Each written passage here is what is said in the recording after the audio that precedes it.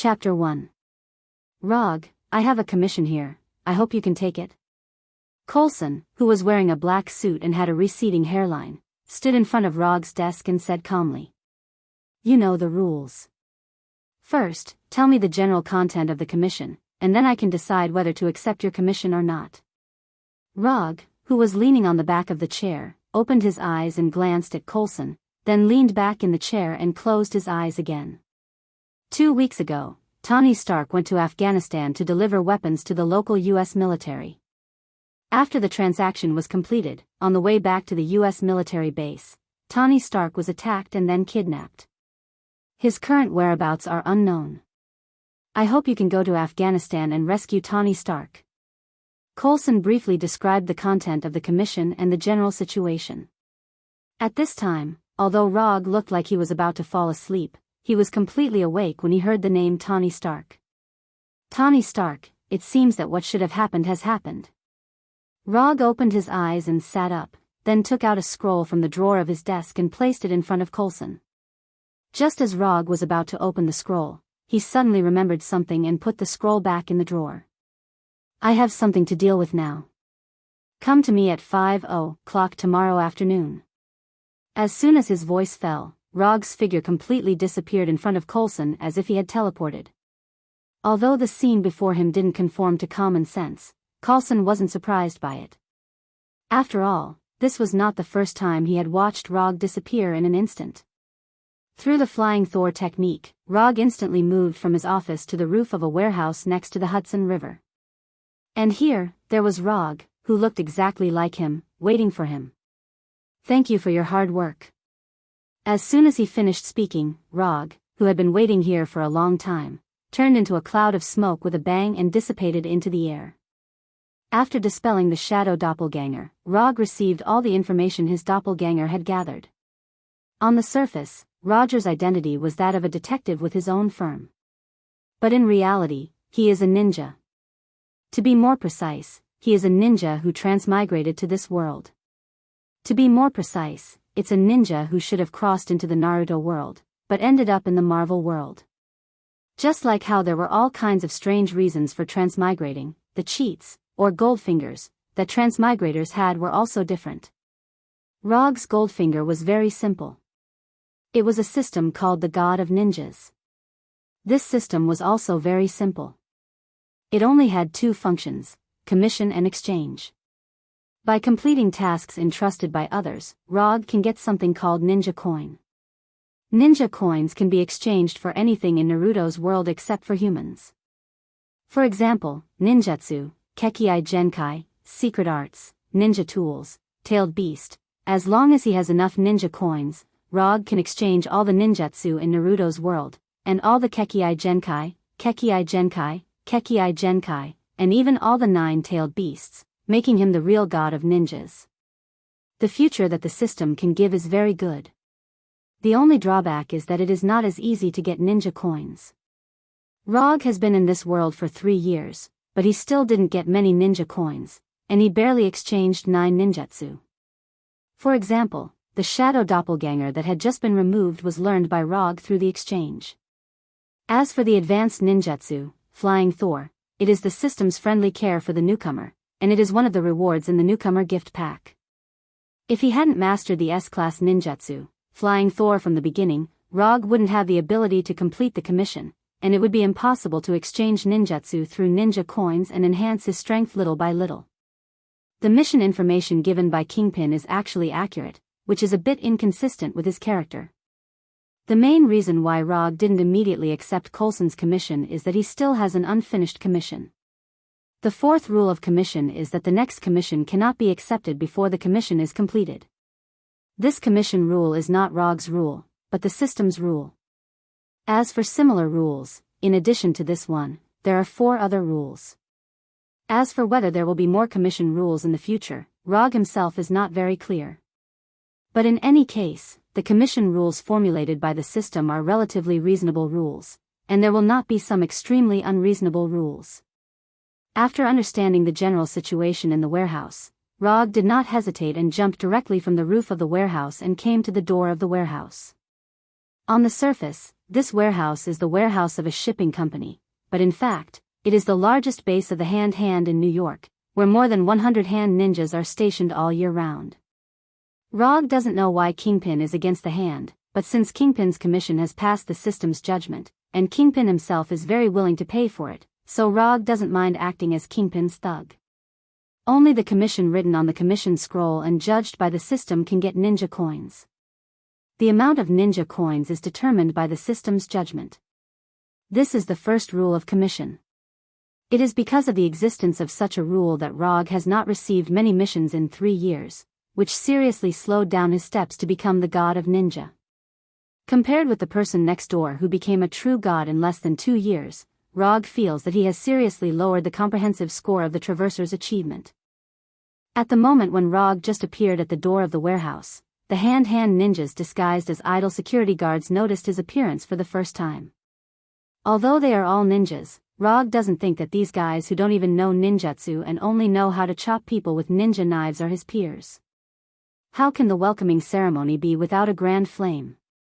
Although these hand ninjas didn't know what Rog wanted to do, when they saw Rog suddenly standing in the same place and looking like he was going to blow, these hand ninjas suddenly noticed a strong death crisis. Katan's Grand Fire Annihilation. Although the name of ninjutsu does not affect the power of ninjutsu, Rog still likes to read the name of ninjutsu before performing ninjutsu. There's no reason, just because it looks more handsome. With Rog's exhalation, a flame came out of his mouth. When this flame first appeared, it was only the thickness of a finger. But as the distance increased, the flame became bigger and bigger, and finally turned into a huge sea of fire of tens of meters. Like the roar of the god of fire, it slammed into the door of the warehouse, instantly breaking the door, and madly pouring into the warehouse. Uchiha Madara's Grand Fire Annihilation is really domineering. Chapter 2. There are 2 types of ninjutsu that can be exchanged by the system. One is the standard version, and the other is the personalized version. The standard version, as the name implies, is an extremely standard ninjutsu, standard power, standard consumption, nothing special, everything needs to be developed by oneself.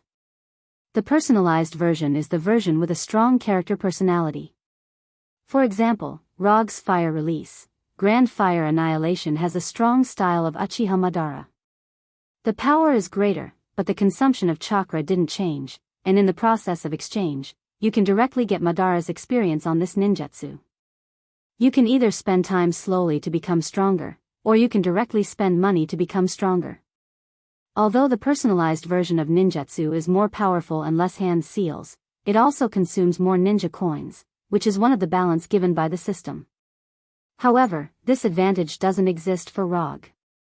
Along with Flying Thor, there are also Muji Jutsu and 7 Attribute Chakra.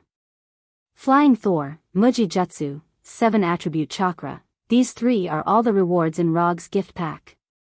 For some ordinary ninjutsu, such as Shadow Clone Jutsu, Rog exchanged the standard version. But for some ninjutsu, he exchanged the personalized version. After the raging sea of fire poured into the warehouse, it caused terrible damage. A small number of hand ninjas stationed in the warehouse were directly burned to death. As for the others, although they were lucky enough to survive, they were also left with significant injuries. This is the difference between having ninjutsu and not having ninjutsu. They are all ninjas, but the 2 are completely different. Rog's Grand Fire Annihilation lasted for 5 or 6 seconds and then stopped. It didn't last long, but it left a terrible impression on these hand ninjas. Is this really a human? A Grand Fire Annihilation directly killed a quarter of the hand ninjas in the warehouse. Even so, those who survived by luck didn't have the slightest intention to escape. They took out their weapons and had the momentum of dying together with Rog. Your aura is not bad, but unfortunately, you are too weak. Rog didn't care about the killing intent of the hand ninja. They were just a bunch of small fries. They didn't have the ability to harm him at all. Under the gaze of these hand ninjas, Rog casually walked into the warehouse, as if he wasn't walking into a warehouse where a group of murderous ninjas gathered, but a large shopping mall filled with people. Perhaps it was because Rog's invisible contempt had stimulated their hearts, Or perhaps it was because the previous grand fiery annihilation had left a deep impression on them. Not long after Rog entered the warehouse, a hand ninja attacked him from the dark. The sharp ninja sword was aimed directly at his vitals. "Do you want to dance too?" When the ninja came in front of him, Rog dodged the katana full of killing intent. Then he grabbed the katana's right hand and said a sentence that the ninja absolutely couldn't understand. "In this world, no one can understand this joke. It's really a loss." Rog didn't pay attention to the hand ninja, directly grabbed his katana, and then slid the katana across his neck. From dodging to grabbing the katana, all of Rog's movements looked very casual. It was as if he didn't kill a highly skilled ninja, but a chicken that stretched out its neck on its own initiative. "Don't waste time, all of you come together." With that, Rog made an international hand gesture to these hand ninjas, showing the middle finger. Although there was a language barrier, the meaning of showing the middle finger was understood by all the hand ninjas present. And what made them even angrier than showing the middle finger was that Rog casually killed one of their companions, and then threw the dead hand ninja aside as if he was throwing garbage. Without anyone issuing an order, these hand ninjas rushed toward Rog one by one. At the same time, they issued bursts of screams and howls. Facing the collective charge of these hand ninjas, Rog didn't retreat but rushed toward them, with a hint of excitement on his face. Although the hand ninjas have the advantage of numbers and home ground, but in front of Rog who has chakra, they not only didn't have any advantage, but were also forced to retreat by Rog. Unlike these hand ninjas, every time Rog used his katana, he could take away the life of a hand ninja. At this time, Rog didn't use any ninjutsu or jinjutsu at all, only the simplest and purest taijutsu. There was no superfluous movement, no hesitation. Every time he waved his katana, it was just right. He didn't use too much strength, nor did he do enough damage. Everything was so just right. When he was surrounded by so many enemies, with attacks coming from all directions, Rog finally understood why Madara said the classic words, "Do you also want to dance?" In this environment surrounded by enemies, the battle was no longer a battle. This feeling was like dancing on the side of the Grim Reaper, this feeling of turning the battle into a dance of slaughter, this feeling of controlling life and death by one person. If possible, Rog was even willing to continue this feeling. However, this idea of his quickly fell through. When his katana was inserted into the heart of the last hand ninja, he was the only one left standing in the entire warehouse. Except for the ninjas who had died in fire release, grand fire annihilation at the beginning, all the other hand ninjas had been killed in one blow. The strong smell of blood enveloped the entire warehouse, and the ground was piled with the bodies of hand ninjas, and the bright red blood stained the entire ground. After confirming that there were no living hand ninjas in the entire warehouse, Rog took out the mobile phone he bought on the black market and dialed the number left by Kingpin. A deep man's voice answered the phone, but it wasn't Kingpin himself. "Tell your boss that the warehouse commission has been completed, and he has 12 hours to pay." After that, Rog hung up the phone directly. After all this, Rog directly flying Thunder God and returned to his detective office. When he returned to the office, the first thing he saw was Coulson sitting on the sofa, casually browsing the newspaper. "Why are you still here? Didn't I tell you to come back tomorrow?" Coulson didn't answer, but looked at Rog seriously, and then asked helplessly, "Can you take less of such bloody tasks in the future? Although your evaluation in the Bureau is that you are harmless to the general public and don't need special detention, you have to consider the impact." As an experienced agent, Coulson could see at a glance that Rog had just finished a fierce battle. Although he didn't suffer any injuries, the blood of those hand ninjas inevitably sputtered on him, making him look like he had just come out of a slaughterhouse. Chapter 3. Forget it. Whether or not I'm a threat to the general public is up to your Strategic Homeland Defense Attack and Logistics Bureau.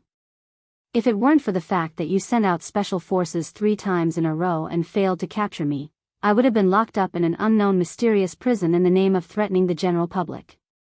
Rog didn't give Coulson any face. That's a procedural issue. You know, it's the kind of procedure that must be implemented. Being refuted so directly by Rog, even if Coulson was an experienced agent, he couldn't help but show an awkward expression. Strategic Homeland Defense Attack and... Damn it, can't you change the name of your bureau? Every time the name was read, Rog seriously suspected that when the name was given, the higher-ups all drank vodka until they became stupid. We're dealing with this problem. I believe there will be a new name soon.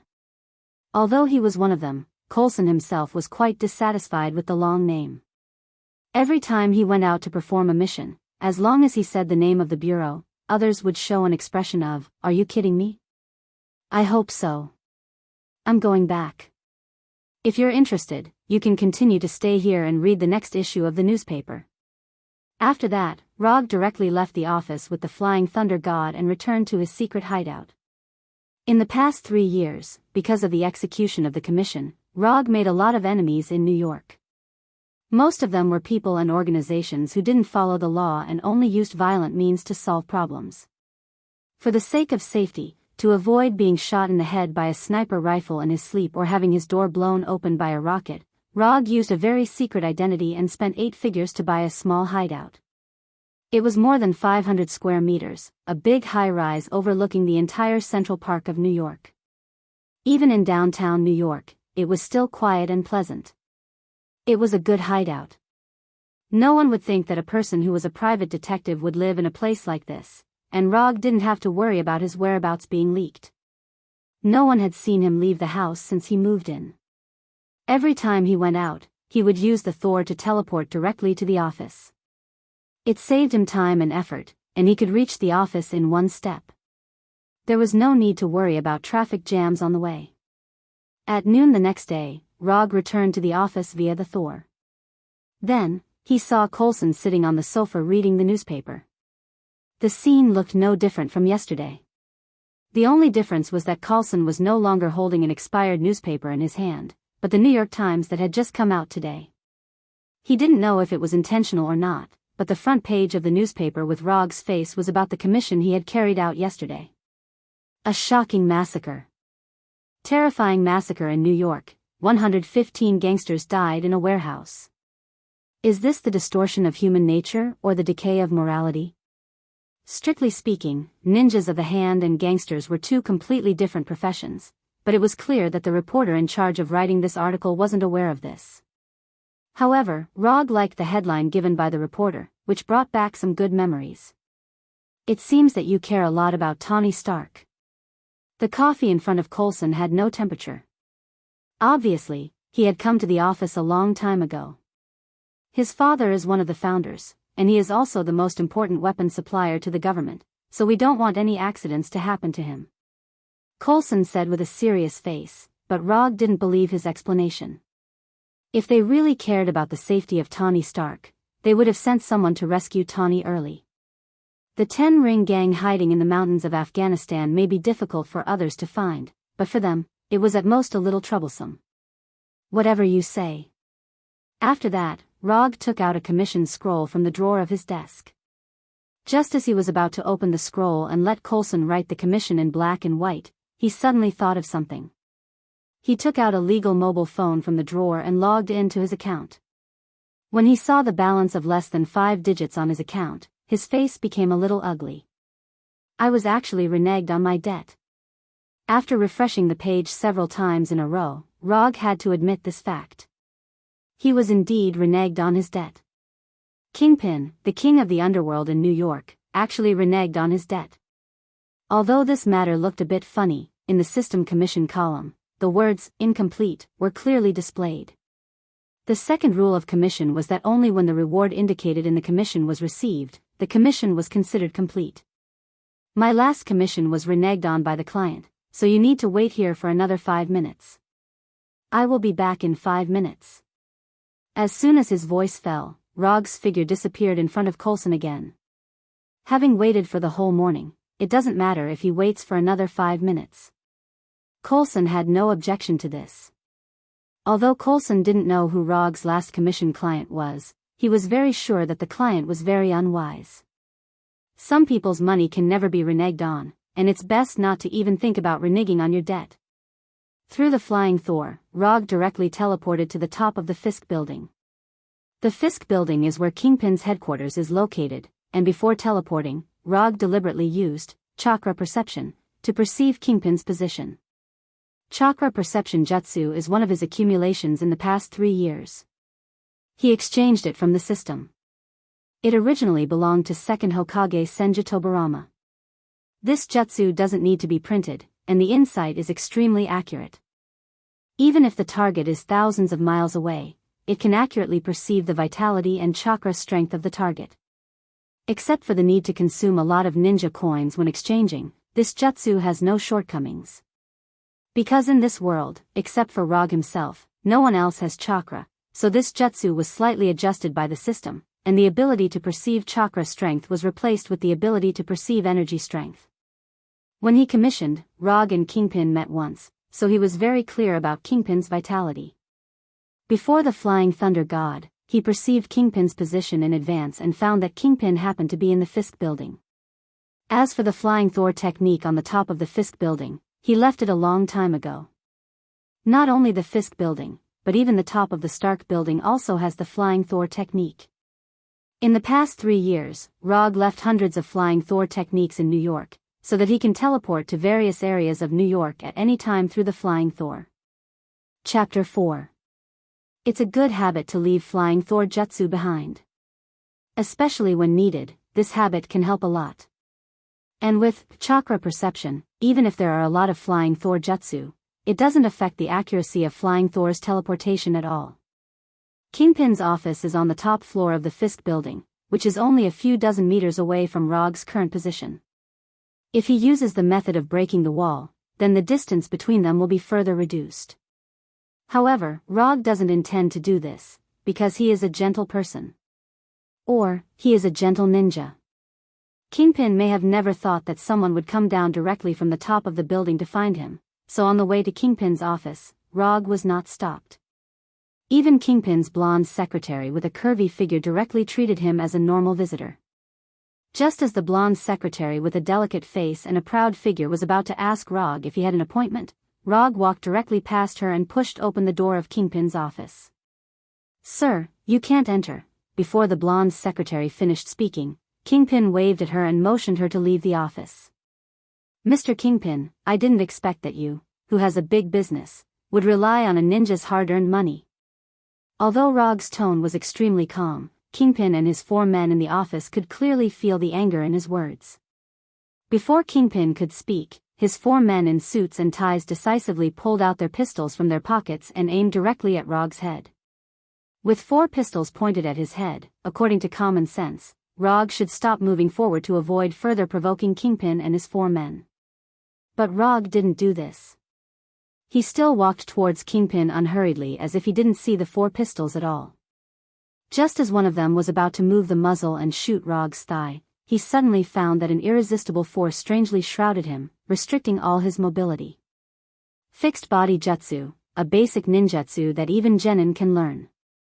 Fixed body jutsu is only a basic ninjutsu. Its level is not high, and the consumption of chakra is not much, but in the hands of different people, the power of this ninjutsu is completely different. Although the fixed body jutsu that Rog exchanged is only the standard version, after 3 years of continuous tempering, his fixed body jutsu has extremely amazing power. As long as he doesn't release it in advance, the binding time of fixed body jutsu for ordinary people is at least 30 minutes. For ordinary people with worse physique, the duration of fixed body jutsu may even last for several hours. Although Kingpin's body jutsu, they are still at the level of ordinary humans. As long as Rog doesn't release fixed body jutsu, in the next half hour, they can't even blink. In the next half hour. You're the first person who dares to come to my office alone and talk to me with such an attitude.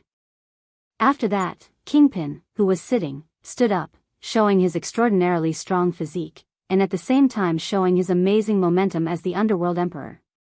"That's because you haven't met me before."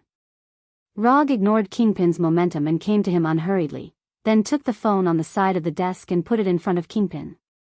"Now, immediately, pay the reward." After that, Rog looked up at Kingpin contemptuously. Bang! Kingpin didn't answer Rog, but raised his thick right hand and slammed it on the table. The huge force suddenly made the desk overwhelmed, and cracks visible to the naked eye appeared on Kingpin's right hand. "Kid, don't think that you can do whatever you want just because you have some strange abilities. This is New York, my territory. As soon as his voice fell, Kingpin noticed a severe pain coming from his right hand. His right hand was pierced. When did he do it? I didn't even notice it. Although Kingpin is the underworld king, he is different from other Yakuza leaders. He has never stopped training because he is in a high position, and his huge body size is not because of obesity, but because his muscles are too developed. Not only that, but he is also a top fighting master. Every day, he practices with fighting masters from all over the world, and every time, he fights 10 people by himself.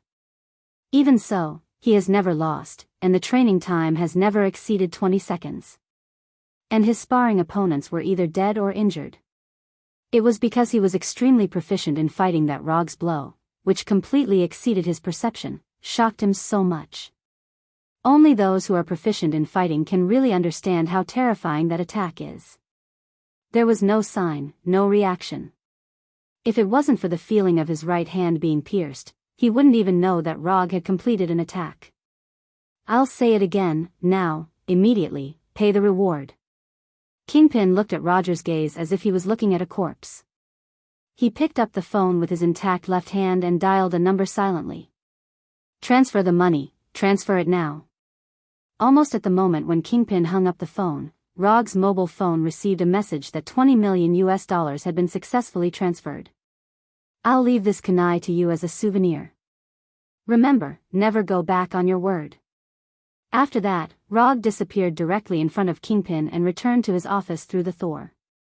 When his figure disappeared from the office, Kingpin picked up the phone again and dialed a number, spread the news that the Hudson River warehouse case yesterday was done by a private detective named Rog. Rog didn't know what happened next. If he knew, he would also leave some gifts for Kingpin's left hand.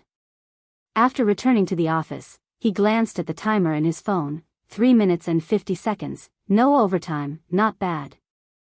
After casually tossing the phone back into the drawer, he took out the commission scroll and opened it on his old desk. You can now write the details of the commission and the reward on the scroll. At the moment when Kingpin completed the transfer, the system changed the commission to completed status and sent 10 ninja coins to Rog. Coulson quickly finished writing the content of the commission and the reward. After seeing that the reward for this commission was only $50,000, Roger frowned slightly. Only $50,000, it seems that you don't care much about the safety of Tony Stark. Kingpin was willing to pay $20 million for the commission, and what he needed to solve was only the ninja in his hand.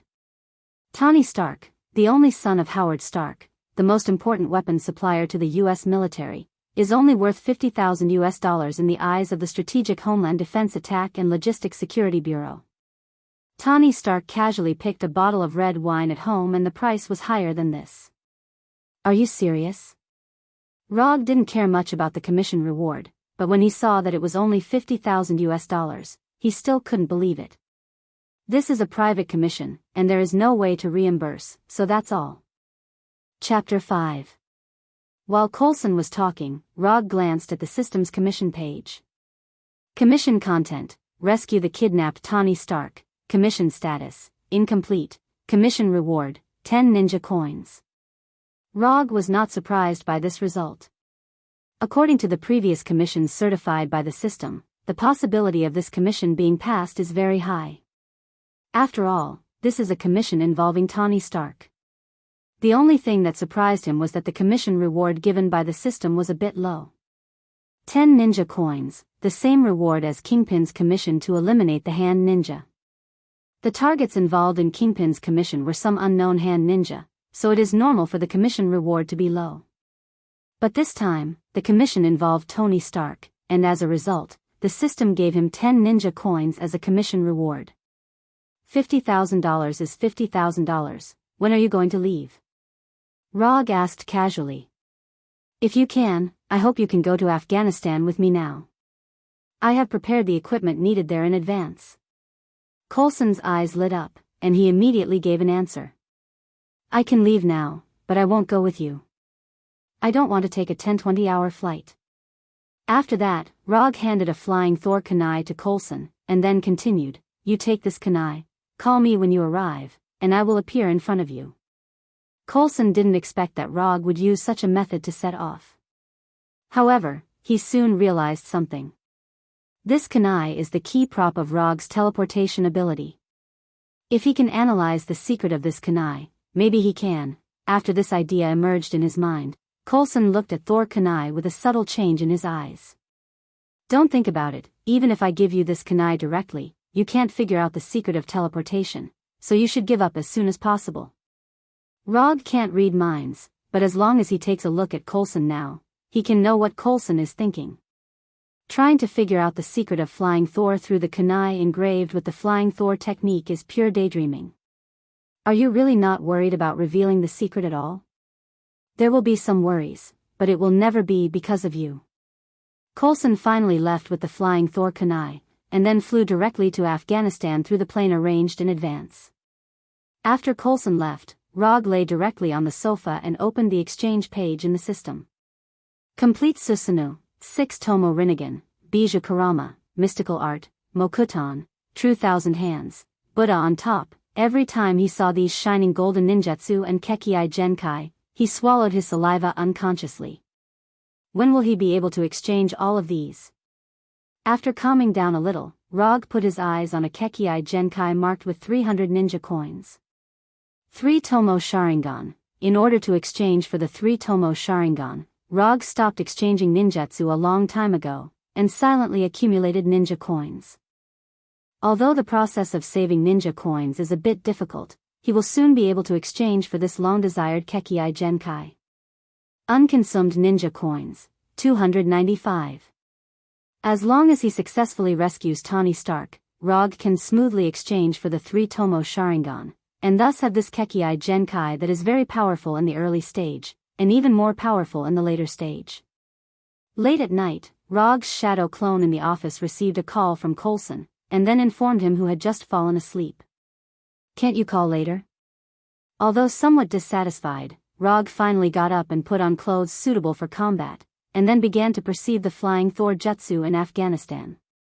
Since mastering the flying Thor, it was the first time he tried to perceive such a long-distance jutsu, which made him worry about whether there would be any accidents in this ultra-long-distance transmission. At first, Rog could only vaguely perceive the extremely vague flying Thor jutsu. But when he used chakra perception at the same time, the vague flying Thor jutsu gradually became clear. Finally, after consuming dozens of times more chakra than usual, he finally established a connection with the flying Thor jutsu in Afghanistan, and then disappeared from the bedroom in an instant. In just a moment, the scene in front of him changed from the familiar bedroom to the dusty mountains of Afghanistan. Aren't you afraid of the heat? Looking at Coulson, who was sweating but still wearing a black suit, Rog asked puzzledly. The suit is a gentleman's armor, it can protect me from harm. Coulson answered in an extremely formal tone. Rog ignored Coulson and set his eyes on the transportation prepared by Coulson. Isn't your organization quite rich? Can't you change to a better car? This car looks older than me. Next to Coulson was an ultra-old off-road vehicle that would not be surprising even if it was scrapped in the next second. Personal mission, it's not convenient to use the Bureau's transportation. Coulson continued to answer in an extremely formal tone. I'd be a fool to believe you. Let's go and save that playboy. After that, Rog opened the door of the passenger seat and sat straight in.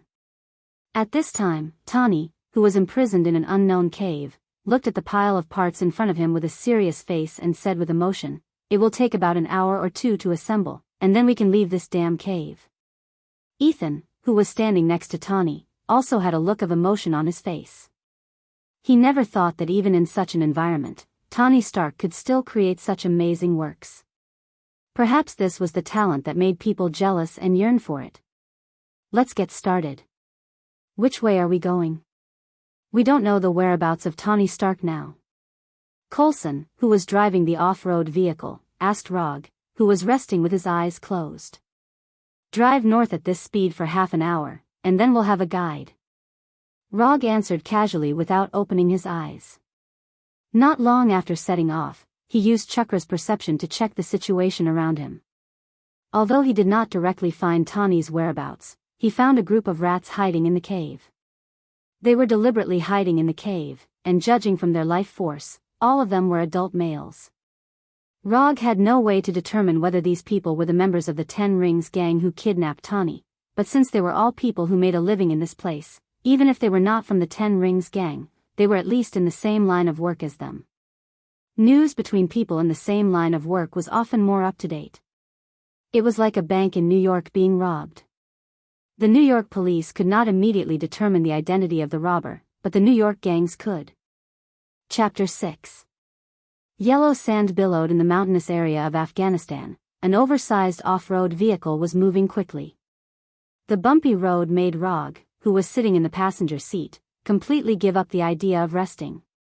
Are you sure there are people here? According to Rog's instructions, Coulson drove the oversized off-road vehicle in the mountainous area without roads for half an hour, but until now, he didn't see anyone. You'll see them soon. Not long after Rog finished speaking, a group of terrorists with all kinds of weapons rushed out from the hill in front of them, and then fired several shots at their car. Bang bang bang, the bullets hit the off-road vehicle without any suspense, stopping the off-road vehicle that had been running for half an hour, and a burst of hot air came out from the hood of the off-road vehicle. How are you going to deal with them? Looking at the group of terrorists who kept coming towards them, Coulson frowned slightly and asked Rog's opinion. Rog didn't answer him, but opened the door and got out, then walked towards the group of terrorists. %yen *******. The terrorist who was walking in front shouted loudly at Rog, and at the same time waved the automatic rifle in his hand, trying to stop Rog from moving forward. Rog couldn't understand what the terrorist was saying, and even if he understood, he wouldn't stop. Just as the terrorist was about to raise the automatic rifle in his hand and shoot Rog, who didn't know what was good for him, Rog disappeared in front of him like a ghost. Body flicker technique. To deal with this group of terrorists, there was no need to use the flying Thor, the body flicker technique was enough.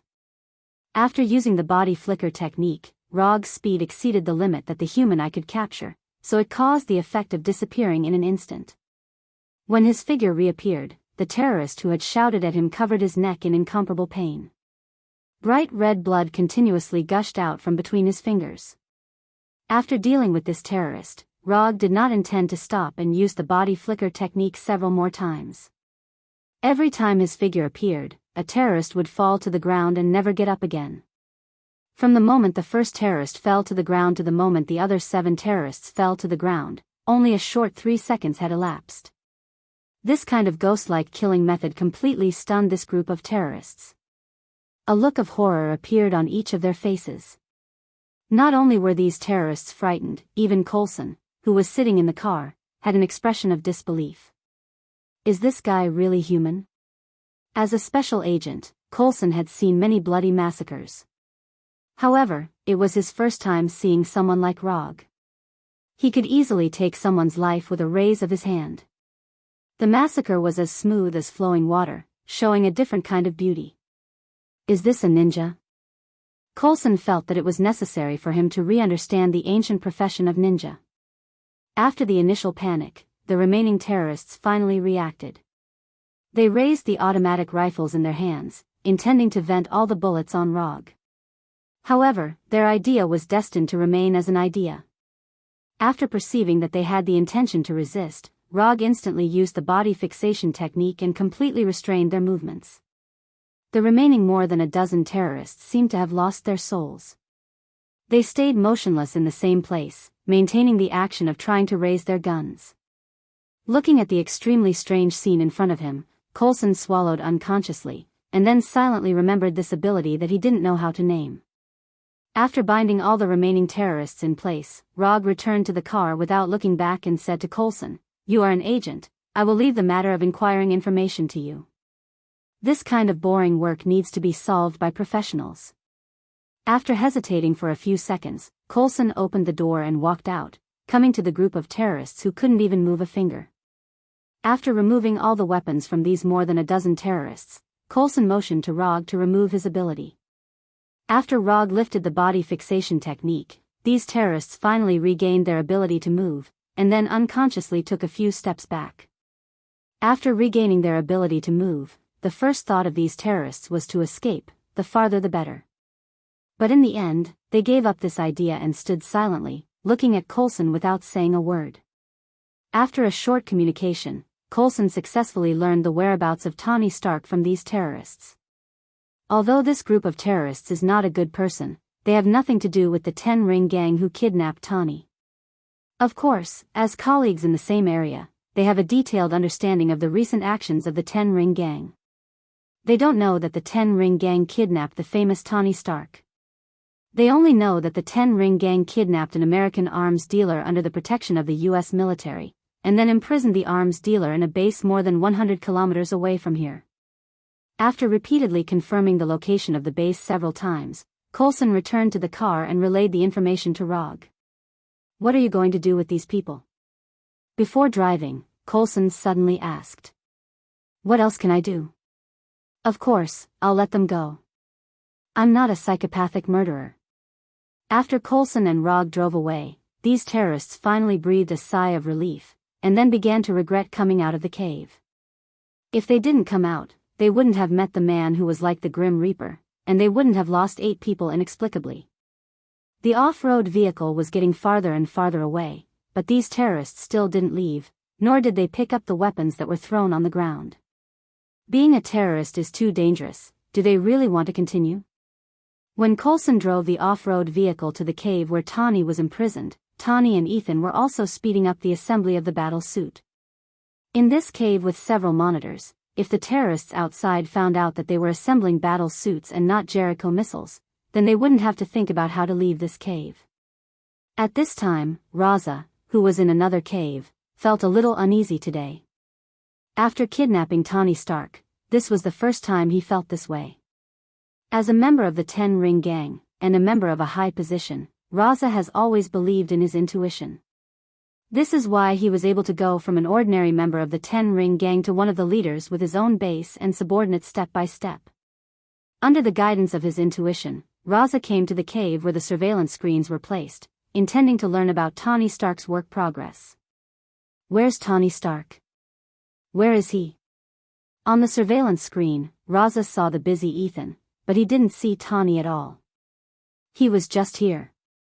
A member of the Ten Ring Gang beside Raza quickly replied. Go and see what's going on. For some reason, the uneasiness in Raza's heart became more and more obvious. Chapter 7. Ethan Stark. 2 terrorists with automatic rifles ran to the cave where Tony was held, opened the observation hole on the iron door, and shouted loudly. Say something, answer him. Tony whispered to Ethan, who was helping him put on the battle suit. This is Hungarian, I don't speak it. Then just say a few Hungarian words. Ethan had no choice but to stop what he was doing and reply casually in his uncertain Hungarian. But obviously, Ethan's answer did not satisfy the terrorists at the door, and they continued to ask loudly. A few seconds later, the terrorists who did not get any further answer from Ethan motioned to their companions to open the iron door of the cave. Boom! The moment the terrorists opened the iron door, a violent explosion blasted the heavy iron door and the terrorists at the door away. After seeing this scene on the monitor, Raza, who had always been very cold, finally changed his expression and immediately issued an order. Everyone, take your weapons, don't let Stark escape. The next second, Raza suddenly remembered something, picked up the walkie-talkie in front of him, and issued a second order.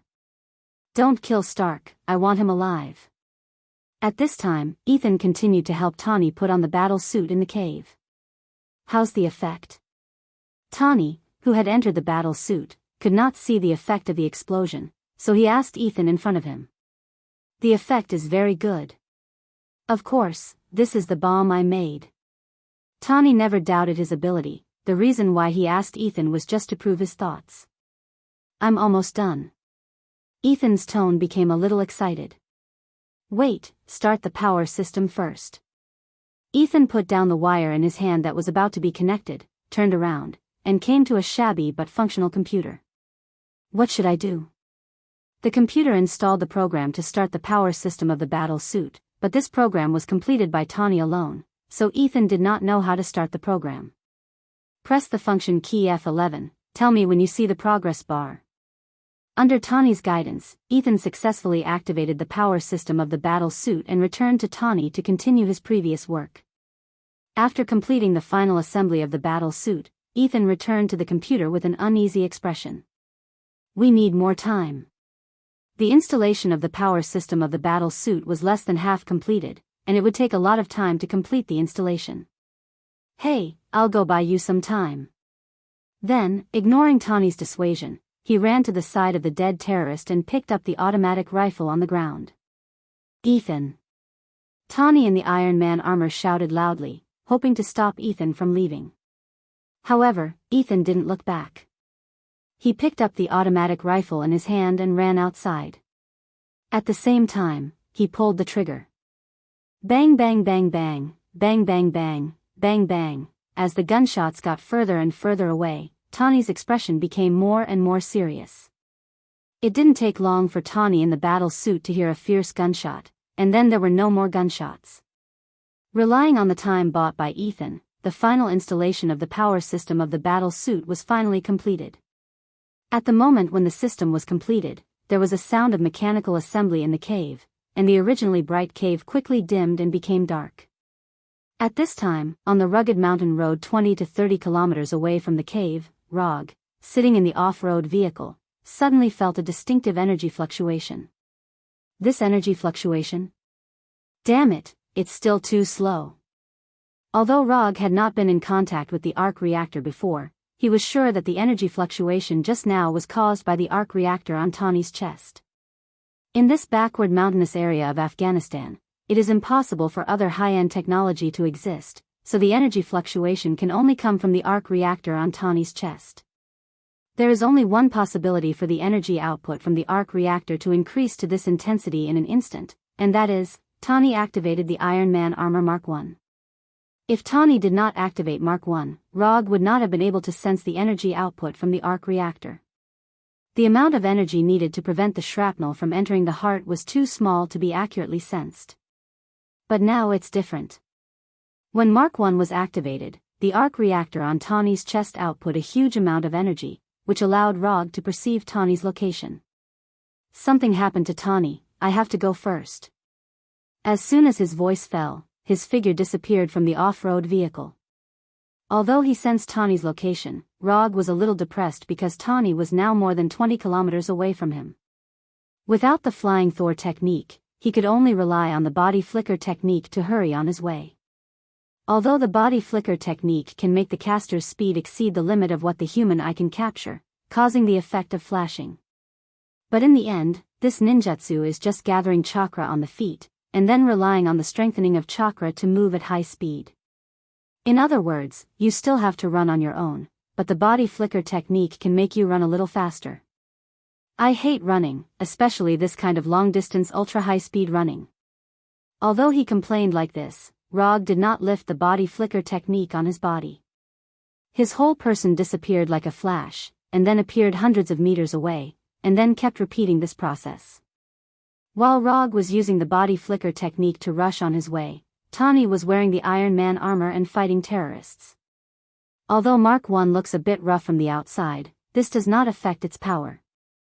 The guns in the hands of the terrorists were simply unable to penetrate the outer shell of the Mark I. Tawny, who was wearing the Mark I, was like an invulnerable god of war as he rampaged through the dark passageway, continuously walking towards the exit outside. When Tawny solved the terrorists in the passage, he finally saw the exit and saw Ethan, who was shot and fell to the ground. Be careful. Ethan, lying in a pool of blood, shouted at Tawny. Ethan's warning was accompanied by a grenade fired from a rifle. Boom! The grenade flew dozens of centimeters in front of Tawny, blowing a big hole in the wall in front of him. The one who fired the grenade was none other than Raza. After seeing Ethan rush out alone regardless of life and death, Raza roughly guessed Tawny's plan. As a top weapon inventor, Tawny Stark would never be unprepared. So, when all his men went in to arrest Tawny, Raza himself did not go in, but stayed at the hole with his weapon, waiting for Tawny to come out by himself. I don't know if Raza's marksmanship is too bad or Tawny's luck is too good. The grenade did not cause any damage to Tawny. In return, Tani activated the small missile on the left hand of Mark 1 and gave Raza a more powerful gift. Chapter 8. Boom! Just like Raza's grenade, Tani's small missile also missed its target. Instead, it hit the wall behind Raza. The huge explosion blasted a big hole in the wall, and the splashing gravel buried Raza. Although the small missile didn't hit Raza directly, it also made him unable to fight and move. Tani didn't care too much about Raza's situation. He quickly walked to Ethan, who was constantly bleeding, and opened the steel helmet's visor. Stark. Ethan called out to Tani weakly. Get up, let's go. Tani looked at Ethan, who was getting weaker and weaker, and said slowly, even if it's for me, you have to get up and follow our plan. Actually, this is my plan. Ethan's voice became weaker, and his breathing became more difficult. Get up, you still have to see your family. Although Tani didn't have much experience in battle, he knew very well that once Ethan's spirit relaxed, Ethan would never be able to stand up again. My family is dead, I'm going to see them soon. Tani was silent. He didn't know what else he could do now. Don't worry, I have nothing to worry about. After hearing Ethan's answer, Tani was silent for a few seconds with a solemn expression. Then he sighed weakly and said to Ethan very seriously, thank you for saving my life. Then cherish it, don't waste your life.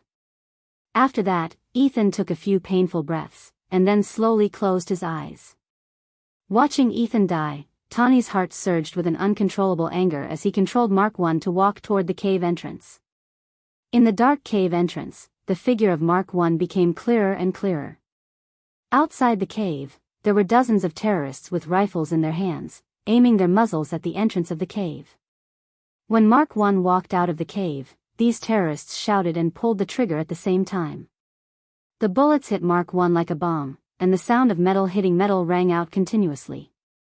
The impact of the bullets made Tani, who was wearing Mark 1, shake a little, but none of the bullets penetrated the armor of Mark 1. After shooting for a few seconds, the terrorists stopped shooting and looked at Mark 1 at the entrance of the cave with a panicked expression. It's my turn now. As soon as he finished speaking, Tani activated the flamethrower on Mark I's hands. Flames flew out like two torrents, igniting the terrorists gathered at the entrance of the cave. Under the shocking flame attack, these terrorists retreated one after another, trying to avoid the flame attack. Even so, many terrorists were still hit by the flames, and their bodies were covered in flames. Tani's target was not only these terrorists, but also the weapons placed everywhere, the weapons from Stark Industries. The boxes containing all kinds of weapons were ignited one by one, and the sound of explosions rang out continuously. Just as Tani was about to destroy all the weapons from Stark Industries, the terrorists on the mountainside pulled the trigger of a heavy machine gun. The power of a heavy machine gun was far greater than that of an ordinary rifle. Mark 1, which was hit by a heavy machine gun bullet, finally stopped moving forward. Even Mark 1, which was made of steel, could not withstand the continuous attack of a heavy machine gun. Tani raised his right hand in front of him to avoid being hit directly in the head by a heavy machine gun bullet. At the same time, the terrorists who were not hit by the flames also began to fight back, and bullets flew from all corners to Mark 1. The dense bullets hit Mark 1, and several of them hit the right leg track of Mark 1, which was not covered by steel. As the right leg track was broken, Mark 1, which weighed hundreds of kilograms, instantly lost the ability to move forward. The huge weight pressed Tani to one knee. Even so, Tani still had no intention of leaving immediately, and continued to attack the boxes containing weapons with the flamethrower. Explosions continued to sound in this unknown valley. After barely standing up, Tani raised his left hand and pressed the jet button on his left arm. Although Mark 1 did not have the ability to fly, it had the ability to fly for a short period of time, which was also Tani's last card to escape. After pressing the injection button, the Mark 1 didn't fly up as Tani had imagined. Instead, it stayed in place without any reaction. Mechanical failure. This word quickly flashed through Tani's mind. Then, Tani decisively gave up his plan to fly away and threw himself to the ground and covered his head with his hands. Boom! Boom! Boom! After being burned by the flames, the weapons from Stark Industries exploded without any suspense, and the whole valley was instantly enveloped by the flames of the explosion. The powerful explosion swept through the valley, engulfing the terrorists who had not had time to escape. When the flames of the explosion gradually dissipated, the whole valley was in a mess. The traces of the explosion could be seen everywhere, and the guns and terrorist corpses scattered everywhere proved the power of the explosion. When everything returned to calm, Mark I, which fell to the ground, shook with difficulty, and then began to disintegrate. Because of the protection of Mark I, Tawny did not suffer too much damage. Except for his bad image, everything else was okay. Tawny, who came out of Mark I, glanced around. After confirming that there were no living terrorists around, he sat on the ground exhausted and gasped heavily. Not long after Tawny sat down, a figure appeared behind him and hit him hard in the back of the head with the butt of a gun. The sudden attack made Tawny faint. Before he completely lost consciousness, he saw a familiar face. The one who attacked Tawny was not someone else, but Raza, who had just been attacked by him with a small missile. The huge explosion woke up the buried Raza. After trying to climb out of the rubble, what appeared in front of him was a messy valley and Tawny, who was sitting on the ground and resting. Looking at the destroyed weapons and his men who had completely lost their lives, Raza wanted to shoot Tawny directly in the head, but after seeing Mark I not far from Tawny, he suddenly changed his mind. After an unknown amount of time, the unconscious Tawny woke up again. When he opened his eyes, the first thing that appeared in front of him was the angry Raza. "Stark, I have to admit, I still underestimated you," Raza said while playing with the dagger. Tawny did not speak, just looked at Raza silently. "I asked you to help me make Jericho missiles, and you made this thing." After that, Raza pointed to Mark I next to him, and then continued, "You killed my men and destroyed my weapons. I could have killed you now. But I'm willing to give you another chance. I'll provide you with the materials you want, and you help me make 20 sets of this armor. Not the current prototype, but the complete version that can be mass-produced. As long as you can do it, I'll let you go." Chapter 9. Tawny, who was tied to the chair, looked at Raza as if he was an idiot, and then said sarcastically, "Do you think I, Tawny Stark, am an idiot? Even if I help you build 20 sets of Iron Man armors, you will never let me go. The only thing you will do is to continue to imprison me in an unknown cave after you get the Iron Man armor and make me your slave forever." Tawny's face at this time had no fear, only determination. "Kill me, I, Tawny Stark, will never help you build any weapon, even if it's a bullet. You don't have to think that I will help you build it. Come on, shoot me. Aren't you a terrorist? Shoot me. Shoot me in the forehead and heart, you trash that is worse than a paramecium. Or, you are an incomplete life form, a frog with congenital Mongolian disease, a chimpanzee with yin-yang imbalance, a half-plant with decaying vitality, and a dino who degenerates 3 times a day. You don't even have the courage to shoot me. I even doubt that you can find the position of the pistol trigger with your brain cells that don't even have double digits." After saying that, Tawny spat a mouthful of saliva at Raza who was in front of him. "If this is your last wish, then I will help you realize it now." As soon as his voice fell, Raza pulled out the pistol clip to his waist and pointed it directly at Tawny's forehead. "Farewell, Tawny Stark." Just at the moment when Raza was about to pull the trigger, an indescribable strange force enveloped him in an instant, completely depriving him of the ability to control his body. The 6 men around him also enjoyed the same treatment as Raza. "Tawny Stark, there is still a gap between your level of cursing and your IQ. If you want to provoke others, you can use the method of directly greeting the other party's mother, which will be much simpler." A voice with rapid gasps came from outside, and then a man with a sweaty face slowly walked in. The person who came in was none other than Rog, who had used the body flicker technique to travel more than 20 kilometers. In order to prevent any accidents from happening to Tawny, he didn't dare to stop for even a moment. Along the way, he continuously used dozens of body flicker technique.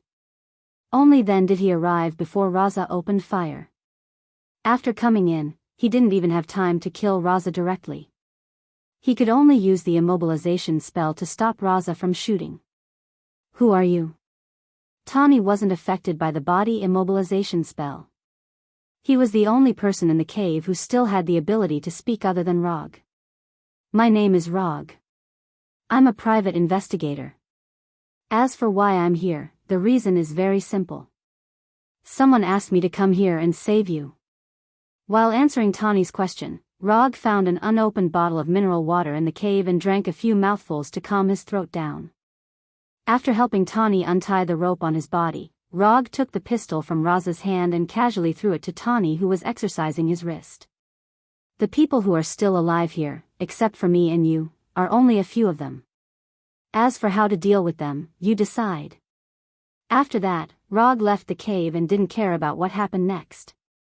After being affected by his body immobilization spell, Raza and others couldn't resist at all, so there was no need to worry about whether Tani would have any accidents. After waiting for a few minutes in the messy valley outside, gunshots came from the cave, and 10 seconds later, an explosion came from the cave. Tani walked out of the cave with a dignified expression and asked Rog, "Who asked you to save me, Colonel Rhodes?" "It's not him, it's someone you don't know yet. He's driving over now. You'll see him in a while." After waiting for nearly half an hour in the valley, Coulson, who was driving an oversized off-road vehicle, finally arrived at the valley, then went straight to Tani and extended his right hand to Tani. "Hello, Mr. Stark, my name is Coulson, an agent of the Strategic Homeland Defense Attack and Logistics Bureau." Tani shook hands with Coulson with a puzzled expression. He was sure that he didn't know Coulson, let alone the Strategic Homeland Defense Attack and Logistics Bureau. "Well, I'll stop here for the self-introduction. Coulson, now you can give me the commission reward." "Are you in such a hurry?" Although Coulson didn't know why Rog wanted the commission reward now, he still took out his custom-made mobile phone and transferred $50,000 to Rog's bank account. At the moment when Coulson completed the transfer, the commission in the system was also changed to a completed state, and 10 ninja coins were also sent to Rog. Ninja coins not consumed, 305. The commission has been officially completed, then the rest of the things are up to you to deal with. After that, Rog began to perceive the flying Thor technique at his home in New York. Because he had already performed a super long-distance perception, the second perception was a lot easier. After establishing a connection with the Thor technique at his home in New York, Rog directly flying Thunder God, and instantly disappeared in front of Coulson and Tani. He disappeared?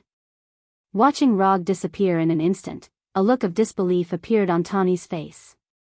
To be precise, he didn't disappear, he returned to New York. Coulson answered silently. After returning to his home in New York, Roger didn't immediately make the exchange. Instead, he leisurely took a shower, changed into a clean set of clothes, and had a rather sumptuous supper. After doing all this, he went to the transformed gym and opened the system's exchange page. "Do you want to spend 300 ninja coins to exchange for 3 Tomo Sharingan?" "Yes." At the moment when he made the confirmation, an inexplicable force gathered in his eyes, and the transformation was completed in an instant. When he opened his eyes again, he saw his eyes in the gym's mirror, which were completely different. Blood red, 3 Tomo. The Uchiha clan's Kekkei Genkai is finally in his hands. Sharingan has the ability to observe, copy, hypnotize, and so on.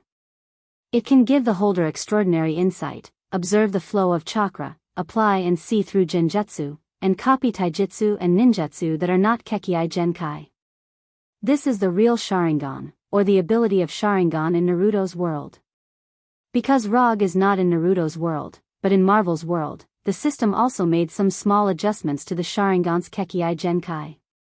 The ability to observe the flow of chakra has been changed to observe the flow of energy, and the ability to copy ninjutsu that is not Kekkei Genkai has also been adjusted to copy the extraordinary ability that is not given by genetic mutation and racial bloodline.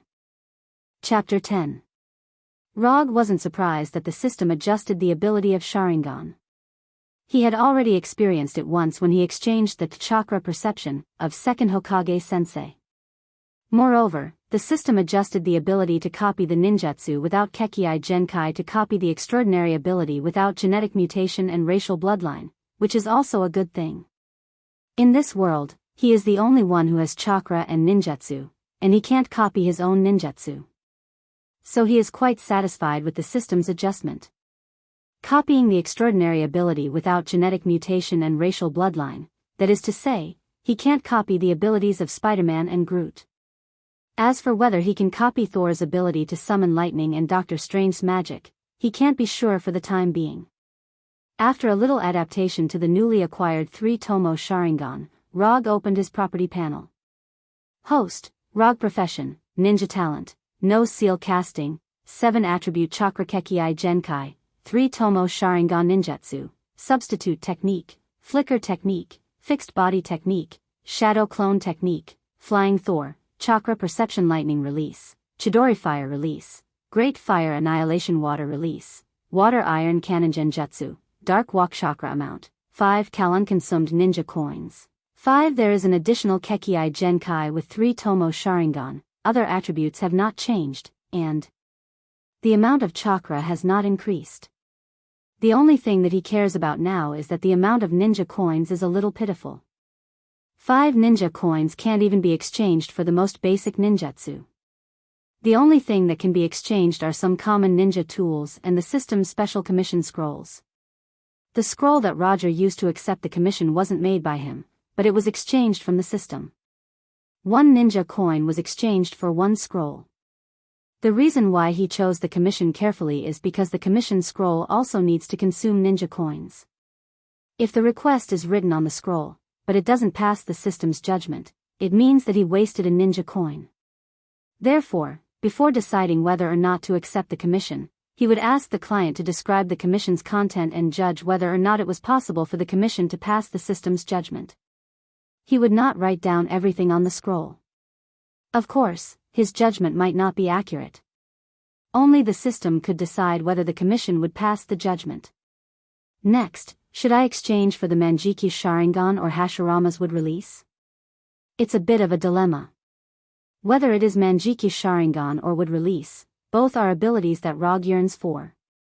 But the price of these 2 abilities is not cheap. Manjiki Sharingan costs 200 ninja coins, and Mokuton costs 500 ninja coins. In terms of price, Manjiki Sharingan is much cheaper, but this exchange price is based on the fact that you already have 3-Tomo Sharingan. If you don't have the 3-Tomo Sharingan, the exchange price of Manjiki Sharingan is 500 ninja coins, the same price as would release. Forget it, let's not think too much about it. I only have 5 ninja coins now, no matter which one I exchange, it will take a long time, I'll think about it later. After familiarizing himself with the 3-Tomo Sharingan in the transformed gym, Rog returned to his bedroom and began his interrupted sleep. New York, in a secret base of the hand. Now we can confirm that the person who slaughtered more than 100 of our ninjas is the private detective named Rog. Murakami said while wiping his katana. Let's do this. I propose that we use all the strength of the organization to kill this audacious boy. The dignity of the hand will not be trampled by anyone. Savant, sitting on the right-hand side of Murakami, said with a roaring tone while slamming his hands on the table in front of him. I agree. Boto, sitting opposite Savant, agreed with Savant's opinion. It's easy to say, you have seen the battle scene in the warehouse and the scars on the corpses. That kind of amazing flame attack and the artistic way of killing, which one of you can resist? Alexandra, next to Boto, said disdainfully. We still have hundreds of fearless ninjas, we still have Kuroku. Savant fiercely refuted. Looking at Savant, who was getting more and more agitated, Mrs. Gao, who had been silent, slowly said, even if Kuroku makes a move, he may not be able to kill Rog. And I suspect that Rog is the bait thrown by the Holiness Church in order to make us come out in full force. After hearing the name of the Holiness Church, even the most irritable Savant couldn't help but be silent. There are not many organizations that can make the hand of the hand pay attention to, and the Holiness Church, as a ninja organization, is the most important one. The Holiness Church and the Hand of Hand were like 2 sides of a coin. They had been fighting each other for hundreds of years, but neither had destroyed the other. If Rog was really related to the Holiness Church, then this matter was no longer a simple revenge. Even if Rog is related to the Holiness Church, we can't just do nothing. Once the hand is no longer feared, then the hand is no longer the hand. Murakami put down the katana in his hand and said seriously. As a ninja organization, the reason why the Hand of Hand is famous in this world is because they are cruel and bloody enough. A hand that was no longer feared was like a viper that had lost its fangs. Let's find out about the Holiness Church's recent movements first. During this time, let the New York police find trouble with them. After all, New York is still a legal society. Mrs. Gao's suggestion was eventually approved by Murakami and the others.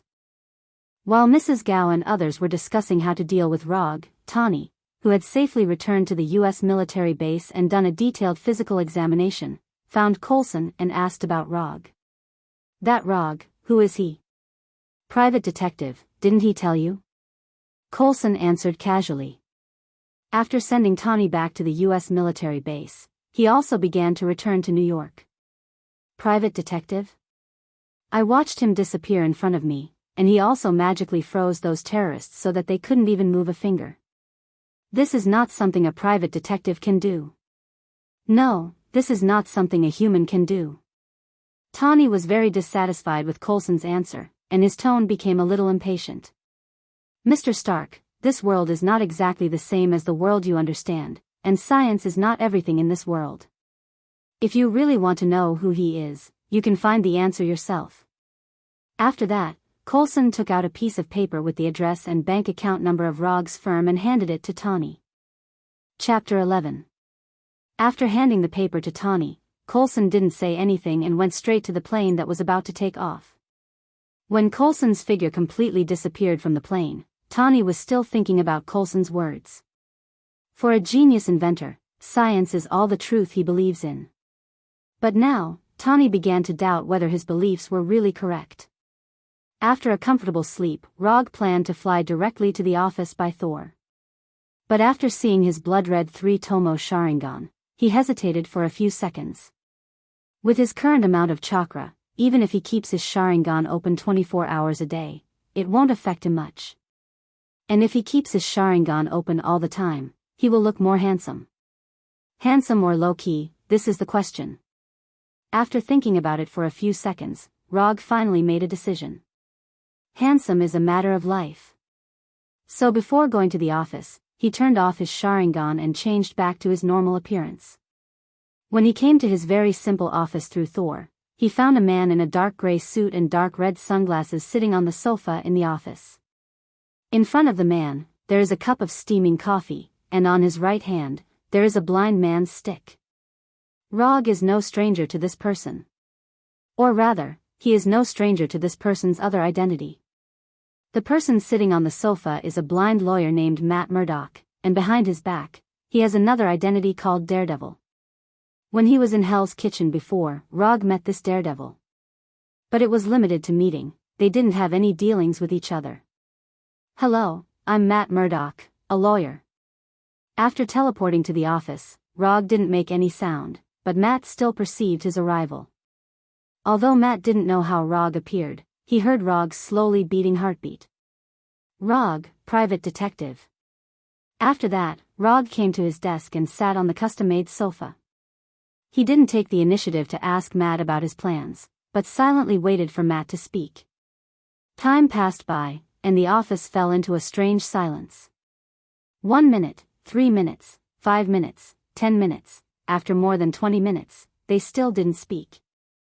However, their silent confrontation was finally interrupted. It wasn't another client who interrupted them, but 2 New York police officers. Hello, are you Mr. Rog? The leading white male police officer asked Rog very politely. Seeing the white male police officer's attitude, the black partner next to him was taken aback for a moment, but he quickly reacted.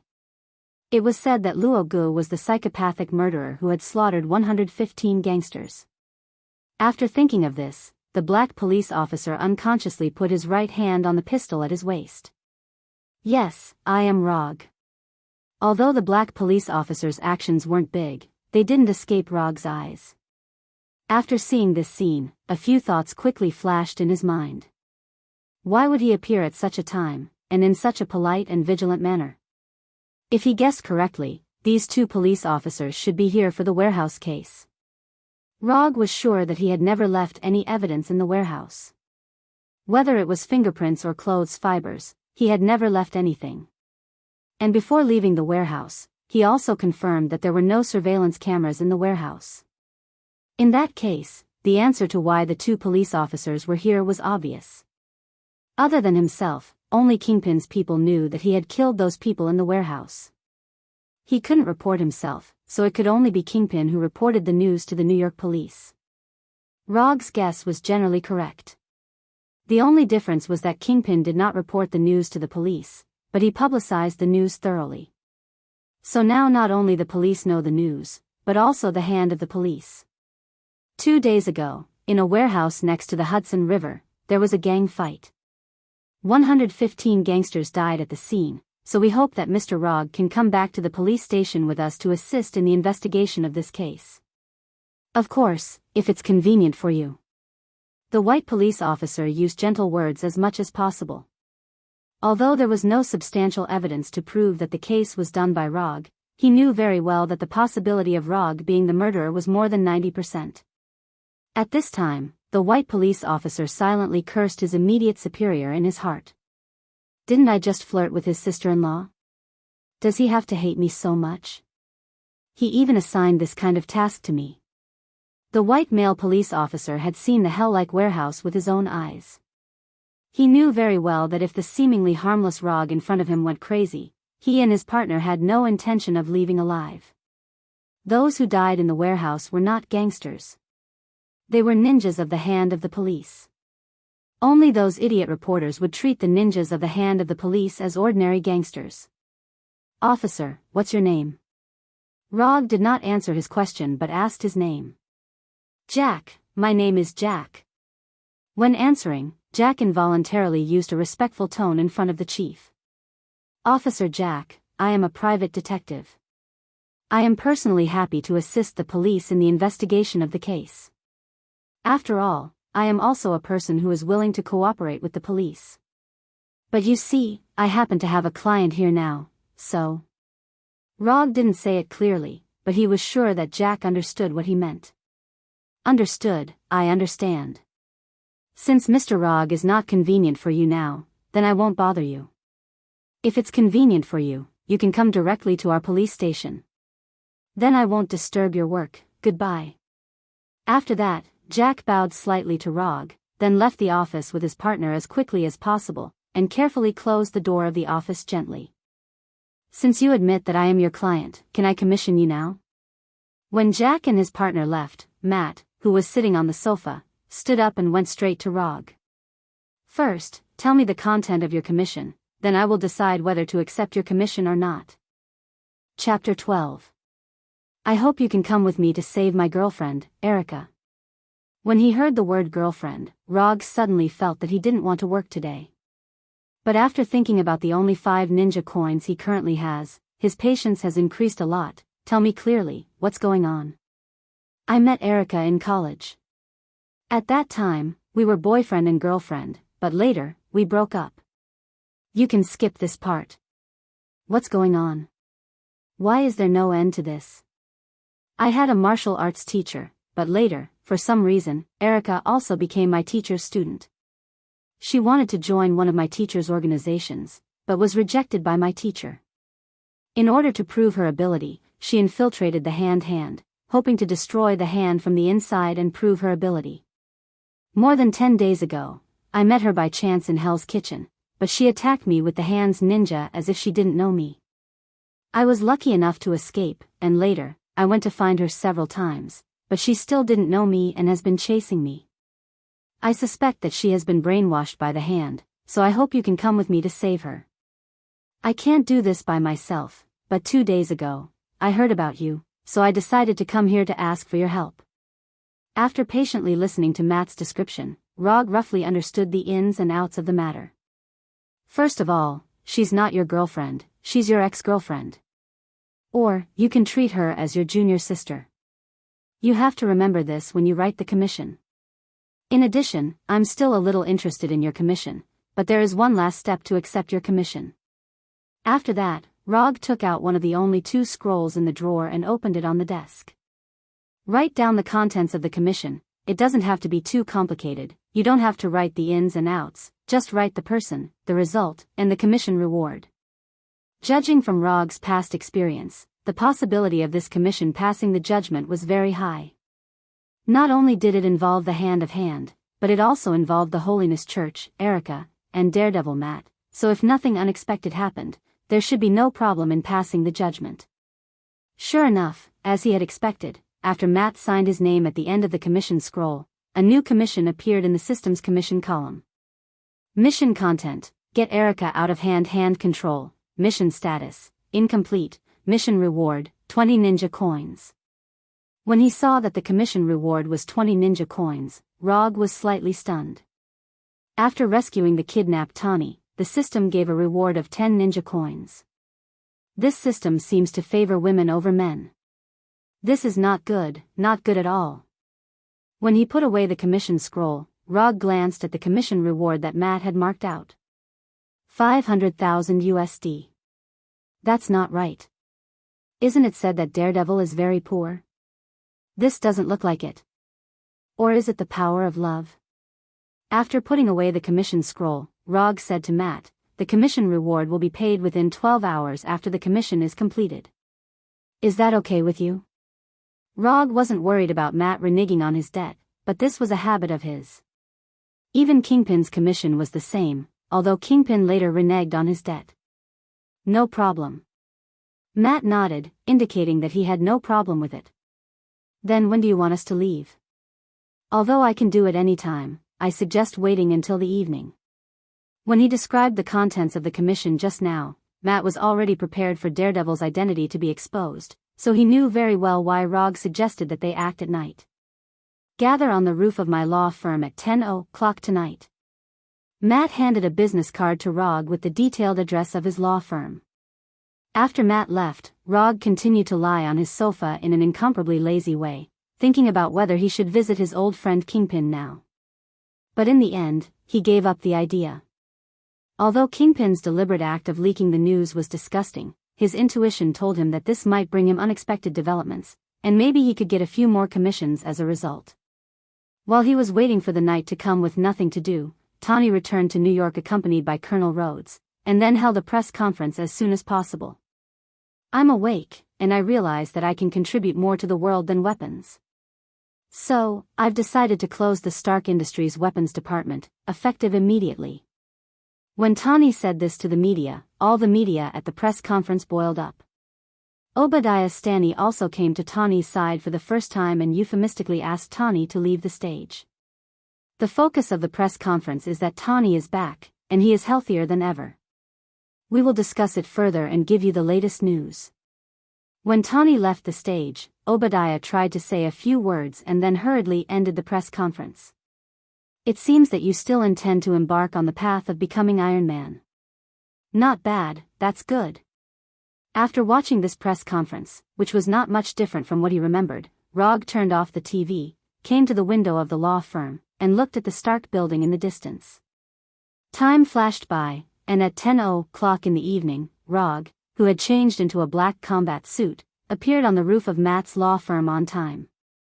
At this time, Matt was no longer dressed as a blind lawyer during the day, but he had changed into Daredevil's classic dark red battle suit, and his blind cane had been replaced with a dark red multi-purpose short stick. Let's go. When Rog arrived, Daredevil Matt didn't say much and rushed directly to Erica's hand base. In order to avoid some unnecessary trouble, Matt didn't choose the normal path, but kept jumping forward with Rog on the roof of Hell's Kitchen. Unlike Rog, who has chakra, when encountering a building that cannot be crossed, the multi-purpose short stick in Matt's hand will turn into two short sticks connected by a rope, and then he will throw the hooked side to the opposite side, and finally cross the distance between the buildings like Spider-Man. Looking at the exclusive weapon in Daredevil's hand, Rog couldn't help but have an idea.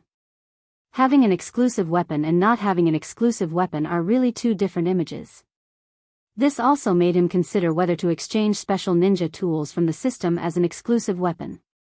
For example, Sasuke's Kusanagi sword, Zabuza's beheading sword, and Uchiha Madara's flame fan are pretty good. Chapter 13. With Daredevil Matt leading the way, Rog and Daredevil soon came to a secret base in Hell's Kitchen of the Hand.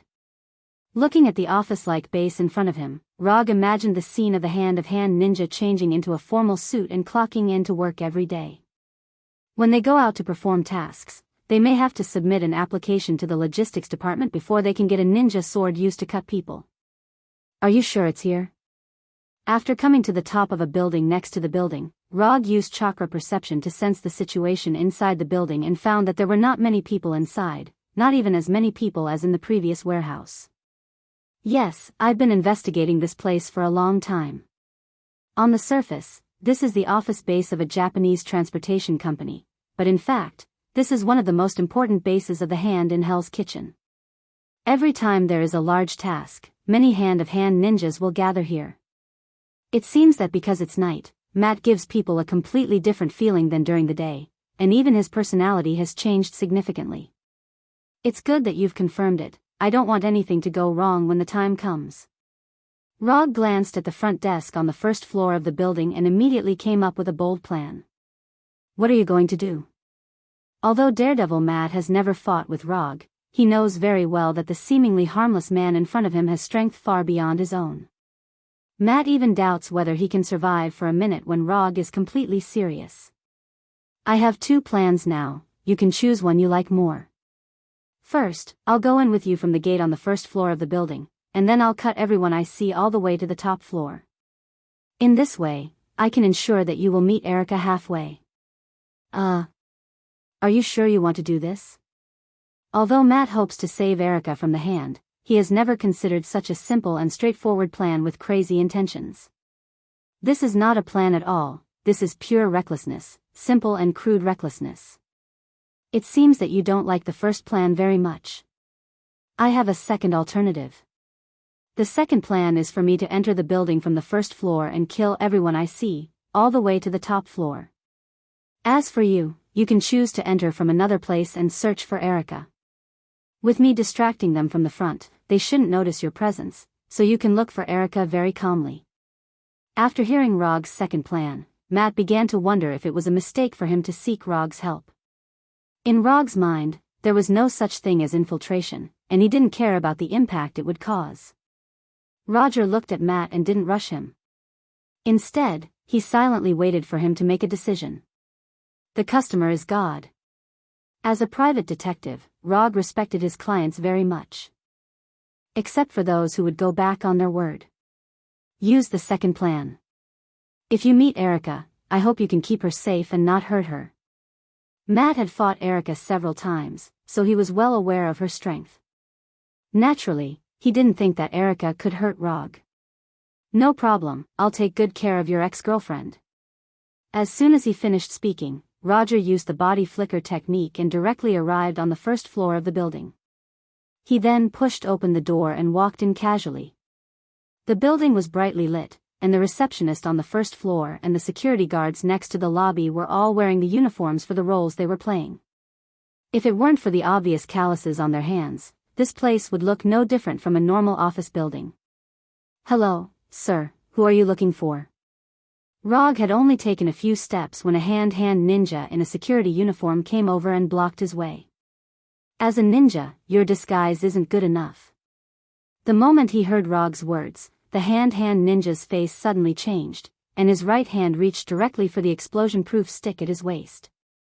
However, before the hand ninja's right hand touched the explosion-proof stick, he felt a huge force coming from his neck, and then he instantly lost consciousness.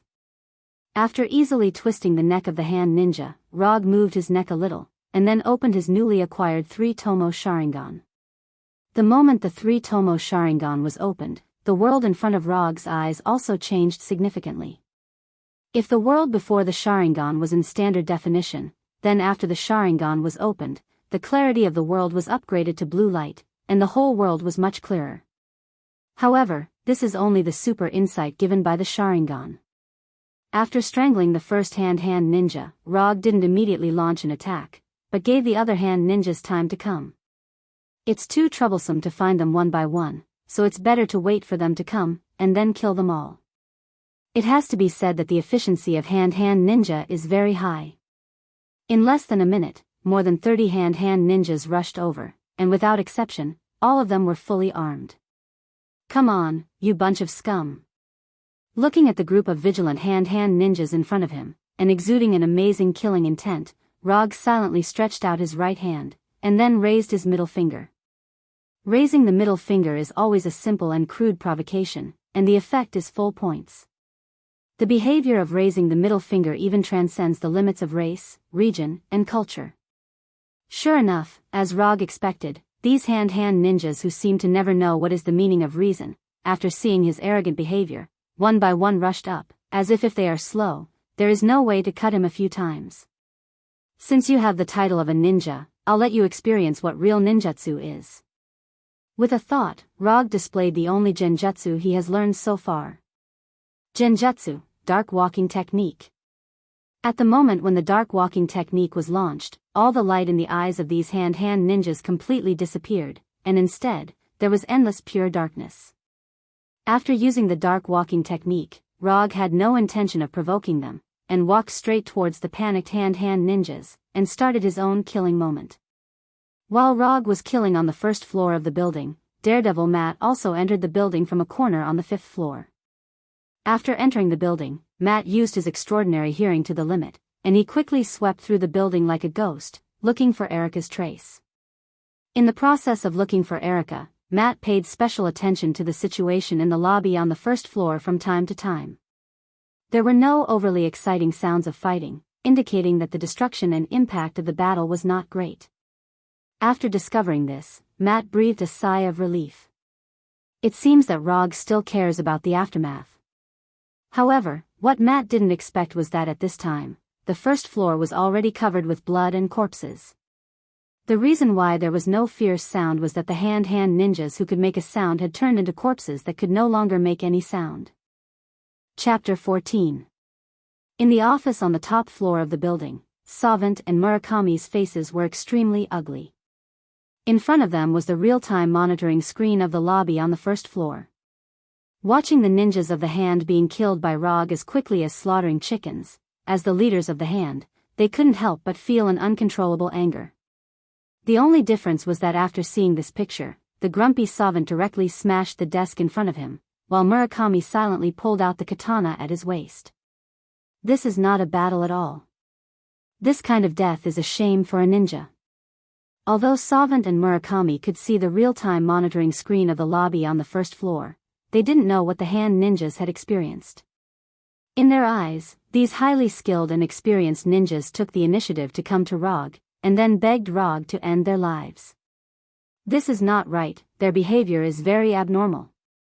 After watching carefully for a while, Murakami was sure that the hand ninjas in the lobby on the 1st floor were in an abnormal state.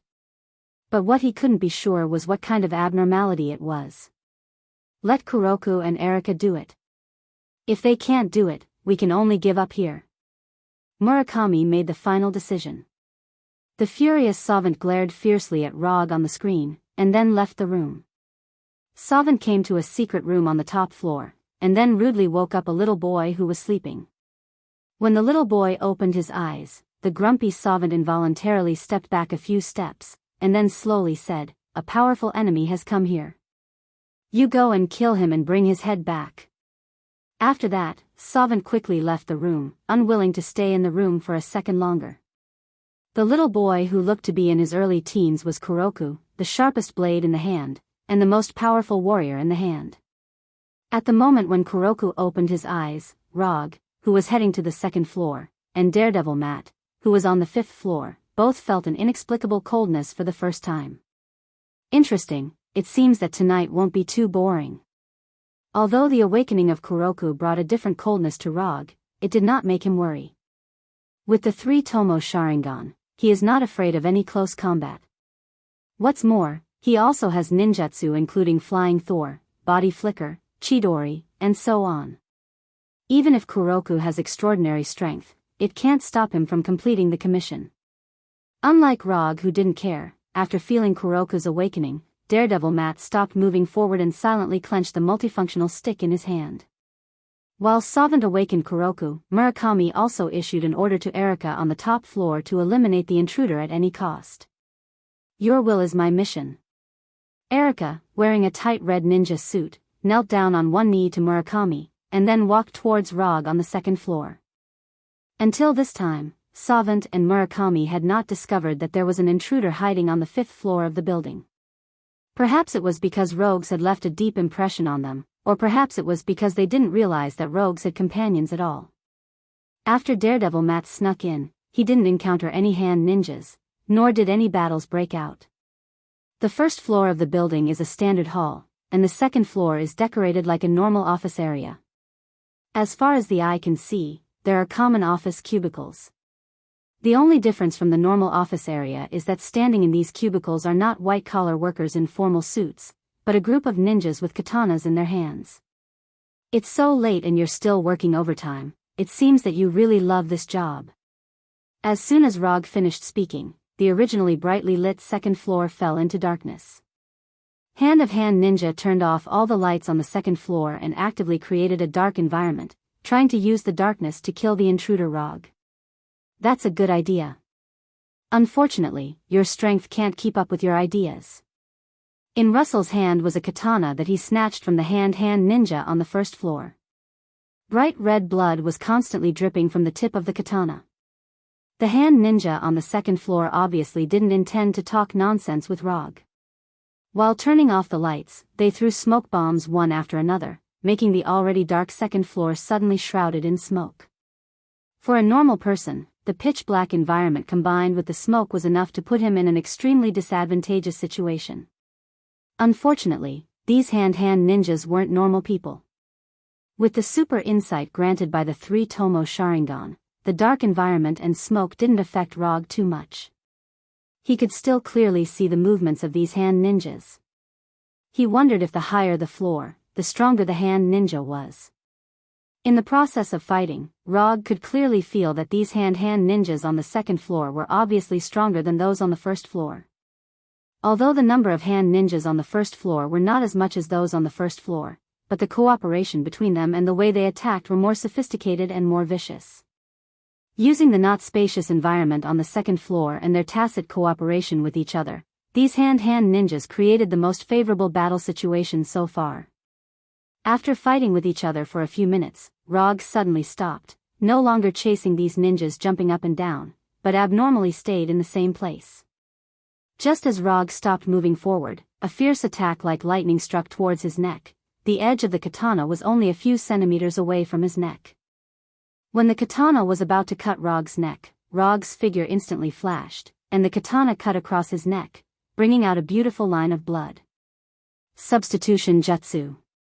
When perceiving the sudden attack from behind, Rog decisively used Substitution Jutsu, and instantly changed his position with a Hand Ninja not far in front of him. This Hand Ninja didn't expect that he would become the replacement target of Rog's Substitution Jutsu. He didn't have time to react, until the katana cut across his neck. He didn't know what happened. Rog didn't know many ninjutsu, so he particularly cherished each of his ninjutsu. He spent a lot of time and energy to hone and familiarize himself with each ninjutsu, and these ninjutsu were almost instinctive. For him, the level of ninjutsu is not the most important thing. The most important thing is how to use ninjutsu. Even if it is an E-class ninjutsu, as long as it is used properly, it can also play a miraculous effect. Chapter 15. None of the present Hand ninjas expected that Rog would escape this fatal blow in such a magical way. They are both ninjas and ninjutsu. But in front of Roger's ninjutsu, their ninjutsu was like a kindergarten game, meaningless. I've been waiting for you for a long time, Erika.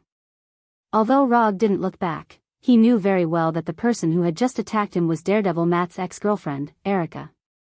After Kuroko woke up, he used chakra perception to re-perceive the situation in the building, so he knew very well who would attack him. In order to give Erika a good assassination environment, he even deliberately left a hand in the battle and did not use the power of thunder to quickly kill these Hand ninjas on the second floor.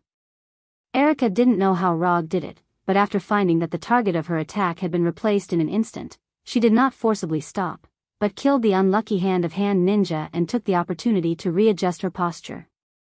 For the current Erika, the only people who need to pay attention to are the 5 fingers of the hand. As for the ninjas in the hand, they are not worth paying attention to at all. Not to mention that she accidentally killed a hand-of-hand ninja. Even if she killed all the hand-of-hand ninjas on the second floor, Erica would not care. Although I promised someone that I wouldn't hurt you, looking at your current state, I don't think you'll obediently allow yourself to be captured.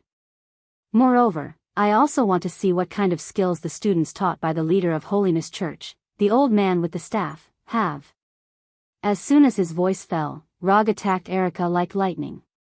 In order to let himself feel the pleasure of fighting, he didn't use any ninjutsu. He didn't even use his chakra. Although Erica has been taught by the old man with the staff, in the end, she is just an ordinary person who is proficient in fighting. When fighting with ordinary people, using ninjutsu or chakra is like opening a cheat in a game. Cheating could allow one to easily obtain victory, but it would not allow one to experience the joy of defeating an enemy. When Rog attacked her, Erica retreated and also attacked Rog. Clang! The ninja katana in Rog's hand collided with the ninja katana in Erica's hand, making a clear sound of metal colliding.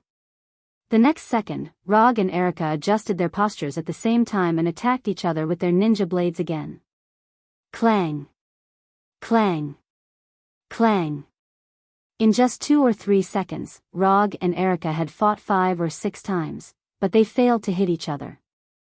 After seeing Rog and Erica in a short stalemate, the other hand ninjas didn't hesitate at all and attacked Rog, intending to join forces with Erica to kill Rog. Fixed body spell. After perceiving that these hand ninjas had thoughts they shouldn't have, Rog instantly used fixed body spell, completely depriving these hand ninjas of their ability to move. These hand ninjas seem to have been pressed on the pause button, strangely staying in place, maintaining the posture of running wildly. The annoying flies have been taken care of, let's continue. After seeing those hand ninjas being strangely fixed in place, Erica quickly retreated and pulled away from Rog. Although Erica has been brainwashed by hand, it doesn't mean that she has lost the ability to think. Whether it was the previous substitution technique or the fixed body spell just now, it made Erica instinctively aware of the danger. Although she hasn't personally experienced the power of these 2 ninjutsu, Erica knows very well that if she is hit by these 2 ninjutsu, her result will not be much better than those hand ninjas. After thinking for a few seconds, Erica decisively gave up her intention to continue attacking, turned around and ran without hesitation, and quickly disappeared from Rog's sight. Looking at Erica retreating quickly without looking back, Rog was stunned. Are all ninjas so decisive now? Rog thought that even if Erica noticed the huge gap between them, she would not give up easily, but would do everything possible to complete the task of killing him. But it turned out that his idea was wrong. Even if you are worried that I will use ninjutsu, you don't have to run so fast. If I really kill you, I won't be able to explain it to Matt or the system. Although he said that, in fact, he didn't know very well whether there would be any punishment from the system. In the past 3 years, he has never experienced a commission failure or a situation where he voluntarily gave up a commission, so he had no idea how the system would deal with these situations. Although Erica had disappeared from his sight, it wasn't that easy to get rid of him completely. Using chakra perception technique again, Rog quickly determined Erica's current location and the destination she planned to go to. However, his attention at this time was attracted by Daredevil Matt on the 5th floor. To be precise, he was attracted by the little boy in front of Matt. Is this Black Sky? Hand of hand is really something. In Rog's perception, Black Sky, who was fighting with Daredevil Matt, was exuding strange dark energy all over his body. This dark energy, which was invisible to the naked eye, not only strengthened Black Sky's physique to a terrifying level, but it also gave Black Sky incredible fighting skills. Just by perceiving the situation between Matt and Black Sky, a look of uncontrollable excitement appeared on Rog's face. This kind of opponent, this kind of fighting skills, this is simply a super gift package thrown down by the goddess of luck. Without any hesitation, Rog used the body flicker technique several times in a row and came to the 5th floor of the building like lightning. As soon as he arrived on the 5th floor, a figure flew towards him quickly. After catching the figure that was sent flying like a volleyball, Rog set his eyes on Black Sky, who was more than 10 meters away. The figure that was sent flying was none other than Daredevil Matt, who had just fought with Black Sky. Although Daredevil Matt doesn't have any powerful extraordinary abilities, his years of training have given him extremely good fighting skills. But even so, he was still so vulnerable in front of Black Sky. If Rog had come a few seconds later, he might have failed his first commission because of the death of the client. The second rule of the commission is that the commission will not be considered complete until the reward indicated in the commission is received. If the client dies, even if he completes the commission will be judged to have failed because he will not be able to receive the reward. This also made him suddenly realize that there had always been a loophole in his previous service model. Completing the commission first, and then receiving the reward, this doesn't seem to be a problem. But because of the existence of the second rule of the commission, this model may directly lead to the final failure of the commission. Chapter 16. I'll collect the commission reward first in case of any accidents. Rog quickly made a decision. After seeing Rog catch Matt, Hyuko didn't immediately attack Rog. Instead, he looked at Rog like he was looking at prey. From the outside, Hyuko looked like a child in his early teens. There was nothing strange about him. However, in Rog's perception, Black Sky, who was standing in front of him, was a demon from another world, a demon with a strange appearance. Don't die, you haven't paid yet. By the way, I met Erica just now, but she ran away quickly. She should be heading to the top floor of the building now. After hearing Rog's words, Matt quickly wiped the blood from the corner of his mouth, struggled to stand up, and planned to go to the top floor of the building to look for Erica. But before he could take a few steps, he fell forward uncontrollably, and then spat out a few mouthfuls of blood. Don't push yourself. With your current appearance, any hand ninja can easily kill you. If you want to see Erica again, you'd better stay here like a good girl.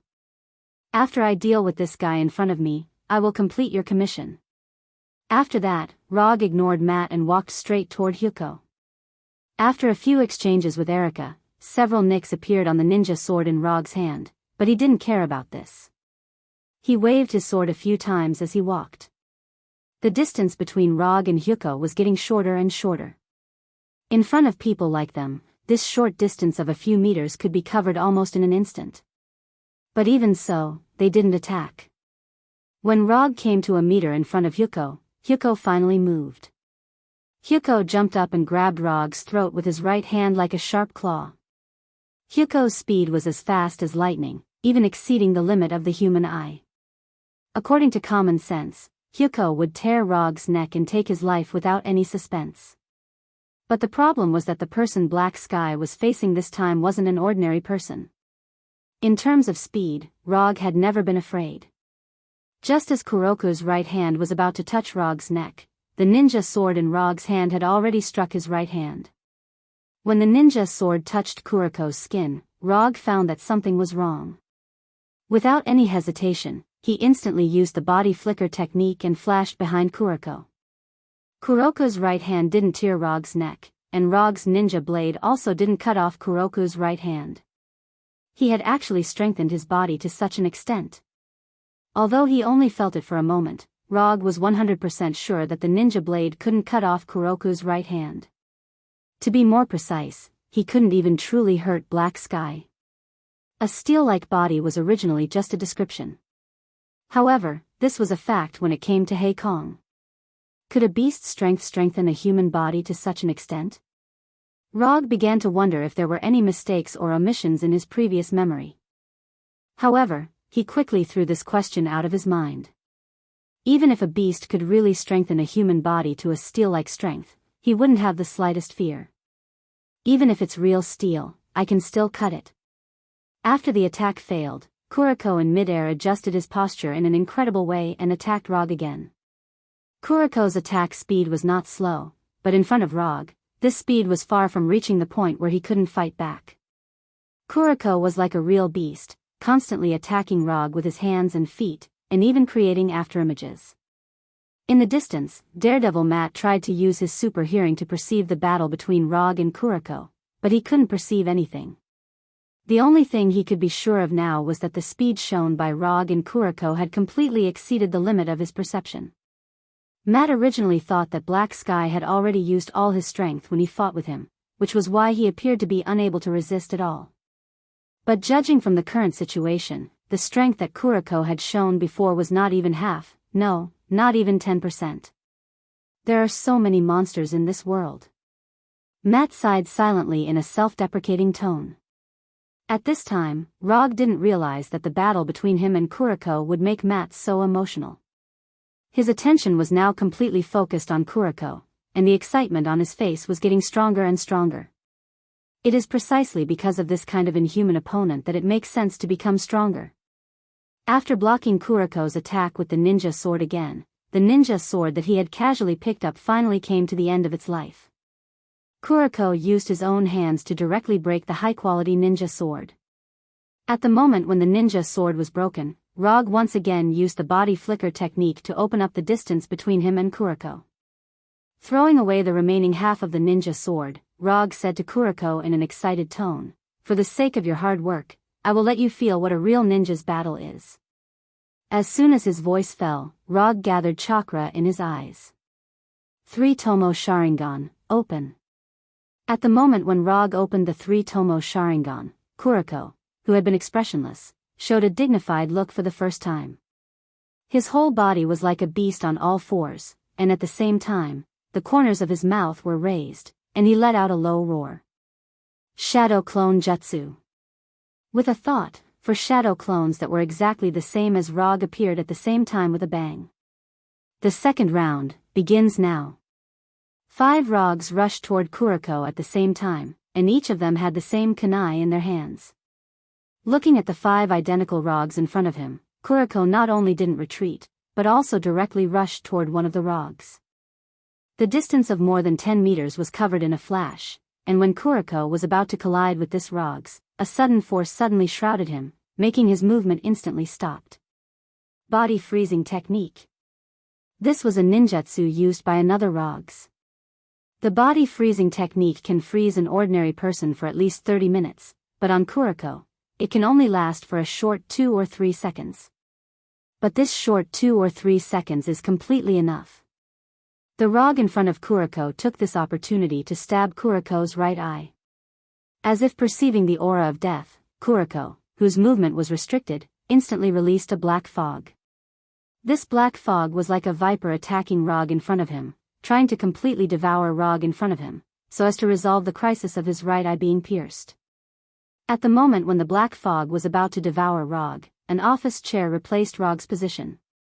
Substitution technique. Chapter 17.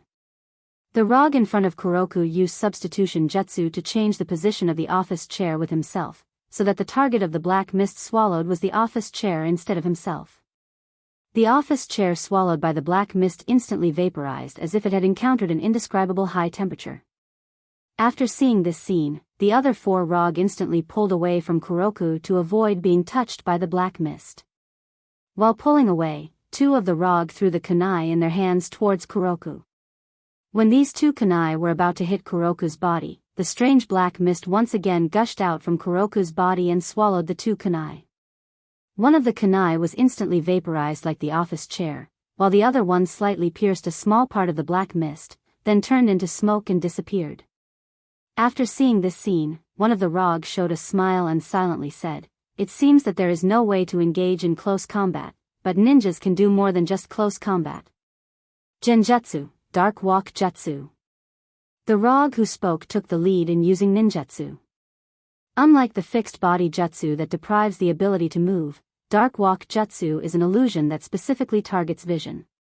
Although in the face of Dark Walk Jutsu, there is also a possibility that the effect of Dark Walk Jutsu will be weakened, but this does not affect Rog's next plan. Although the black mist gushing out of Kuroko's body can devour matter, it can't stop the Dark Walk Jutsu that directly targets vision. When this Rog finished casting Dark Walk Jutsu, the other 4 Rog were not idle. They immediately adjusted their positions and came to the front, back, left, and right of Kuroko. Fire Release, Grand Fire Annihilation. The 4 Rog used Grand Fire Annihilation at the same time, and Kuroko's surroundings suddenly turned into a sea of fire. Although the 4 Grand Fire Annihilation will not have 4 times the power, but it can completely block all of Kuroku's escape possibilities. The black mist gushing out of Kuroku's body can perfectly defend against physical attacks, but Grand Fire Annihilation is pure fire damage. Grand Fiery Annihilation from 4 different locations struck Black Sky, who had temporarily lost his vision without any suspense, causing him, who was at the center of the attack, to let out an intense scream that did not belong to humans. While the other 4 Rogs were casting Grand Flame Extinguishing spell, the Rog who first cast Dark Sneak technique didn't stay idle. He cast Body Fixing technique on Black Sky one after another. Since a single hold spell could only hold Black Sky for 2 to 3 seconds, then he would use more hold spells to prolong the time. When the effect of the first hold spell disappeared, the second hold spell descended upon Black Sky. The effect of the second body securing technique disappeared, and the third came. Black Sky was forced to stay in place for more than 10 seconds by relying on immobilization spells one after another. He had to endure the full power of 4 Grand Flame Annihilation spells. When the flames of Grand Flame Extinguish dissipated, Black Sky, who was at the center of the attack, became a skeleton in a broken state. He was barely able to stand with the support of a weak black mist. He had taken all the damage. Strong control to death. At this point, Rog dispelled the shadow doppelganger. The 4 Rogs who cast Grand Flame Extinguishing spell turned into smoke and disappeared with a bang. When Black Sky, who only had a broken skeleton left, fell to the ground, Rog silently summed up the battle just now. He cast Shadow Doppelganger, and used one of the Shadow Doppelganger to attract Black Sky's attention.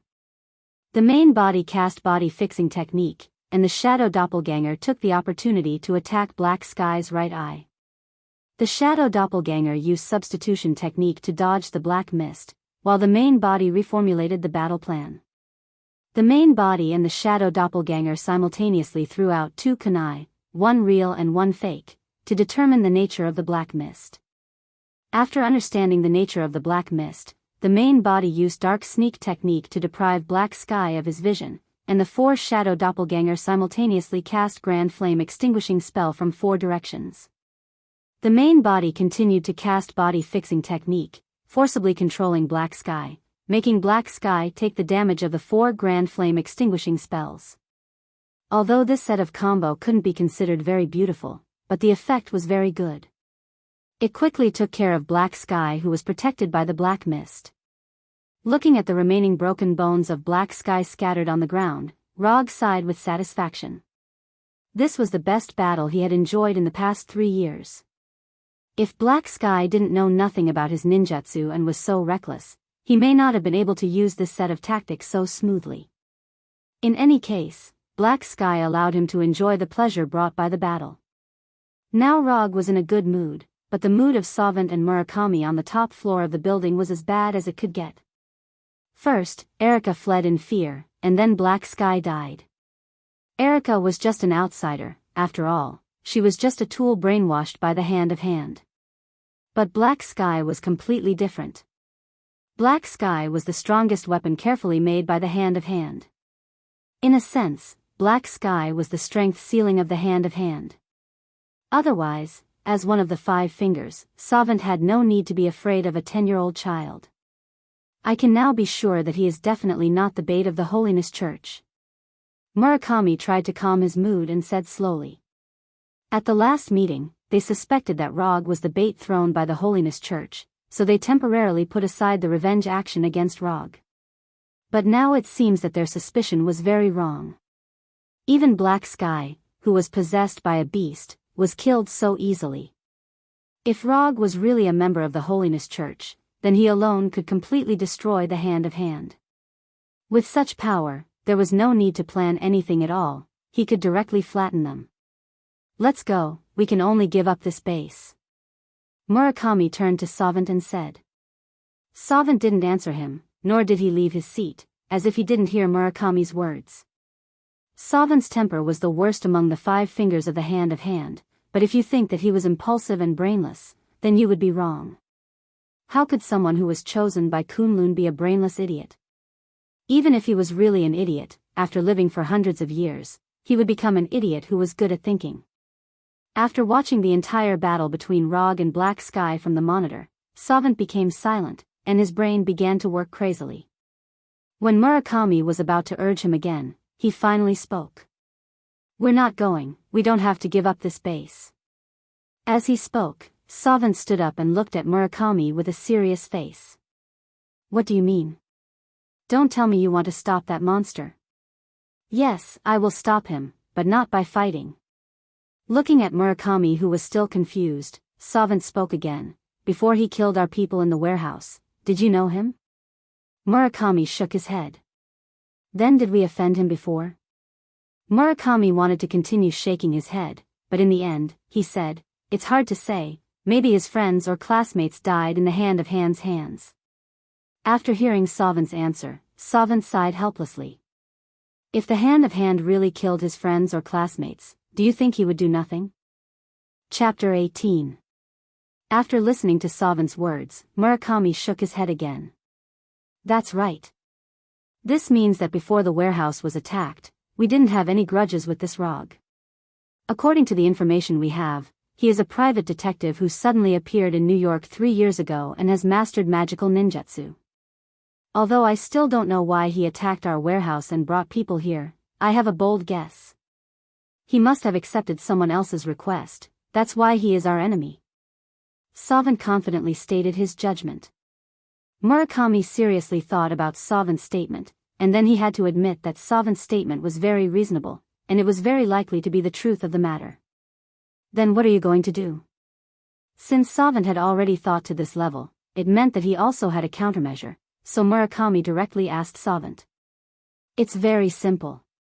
We just need to give him what he wants. Since we don't have any grudges with him, that means that as long as we are willing to take a step back, he won't continue to attack us. Unless he accepted the request to eliminate us, there is no need for him to kill us." In the face of such an undefeatable enemy, taking a step back was not a shameful thing. Although this would seriously affect the reputation of the Hand, compared to their lives, these things could be directly ignored. "Are you sure you want to do this? If we choose to take a step back, but he is still unwilling to stop, then you and I may not be able to leave here alive." Murakami did not oppose Savant's decision, but he was not willing to completely entrust his right to live to the mercy of others. "This is my decision alone. You can take this chance to leave now. If he accepted the request to eliminate us, it is better for one person to die than two." Savant also had this concern, so he decided to take the risk alone. "Okay, it's decided. If you really die in his hands, I will definitely find a way to avenge you." After that, Murakami left the room and walked toward the top of the building. A private helicopter was parked on the roof of the building. After Murakami left, Savant looked at the monitor again. "You must be the client this time." Savant left the room and found Erica, who had just escaped to the top floor of the building. "Can you still stand up?" Rog asked Daredevil Matt, who was still lying on the floor. "Sure. It's just that I won't be able to continue fighting." Daredevil Matt tried to stand up and walked towards the elevator. Looking at Matt's staggering figure, Rog sighed helplessly. This guy was really affectionate. It was clear that Matt still had no intention of leaving. Although he had no fighting ability now, he still had to find Erica. Rog came to Matt's side, helped him up, and then took him to the elevator. "Erica is on the top floor now, you can think about paying her." With that, Rog pressed the number for the top floor and the elevator began to rise. The process of going to the top floor went smoothly. Rog and Matt did not encounter any attacks and they easily came to the top floor of the building. When the elevator door opened, a tall black man in a suit and Erica in a tight red ninja suit appeared in front of them. The moment he saw Erica, Matt wanted to rush out of the elevator directly, but Rog held his shoulder and he helplessly stayed in the elevator. "Let me introduce myself, my name is Savant, one of the 5 fingers of the Hand. As for the one next to me, I don't think I need to introduce him." Savant introduced himself with a natural face, as if he didn't know what Rog and Matt had done before. The scene in front of him was beyond Rog's expectations.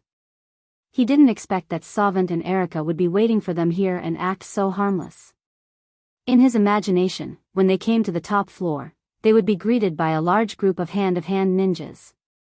It seems that you are not worried about your life at all. After confirming with chakra perception, Rog found that there were no hand-of-hand ninjas on the top floor of the building except for the 4 of them. This also meant that the scene in front of them was not a trap. I was a little worried at first, but after hearing what you said, Mr. Rog, I was completely relieved. As a man who has lived for hundreds of years, Savant is now 100% sure that his judgment is correct. Rog didn't come to the hand for revenge, and the commission he received was definitely not to eliminate the hand. After confirming this, Savant's expression became more confident, and he said slowly, "If you don't mind, Mr. Rog, let's talk in my office." After arriving at Savant's office, Rog looked around the office and then sat down casually.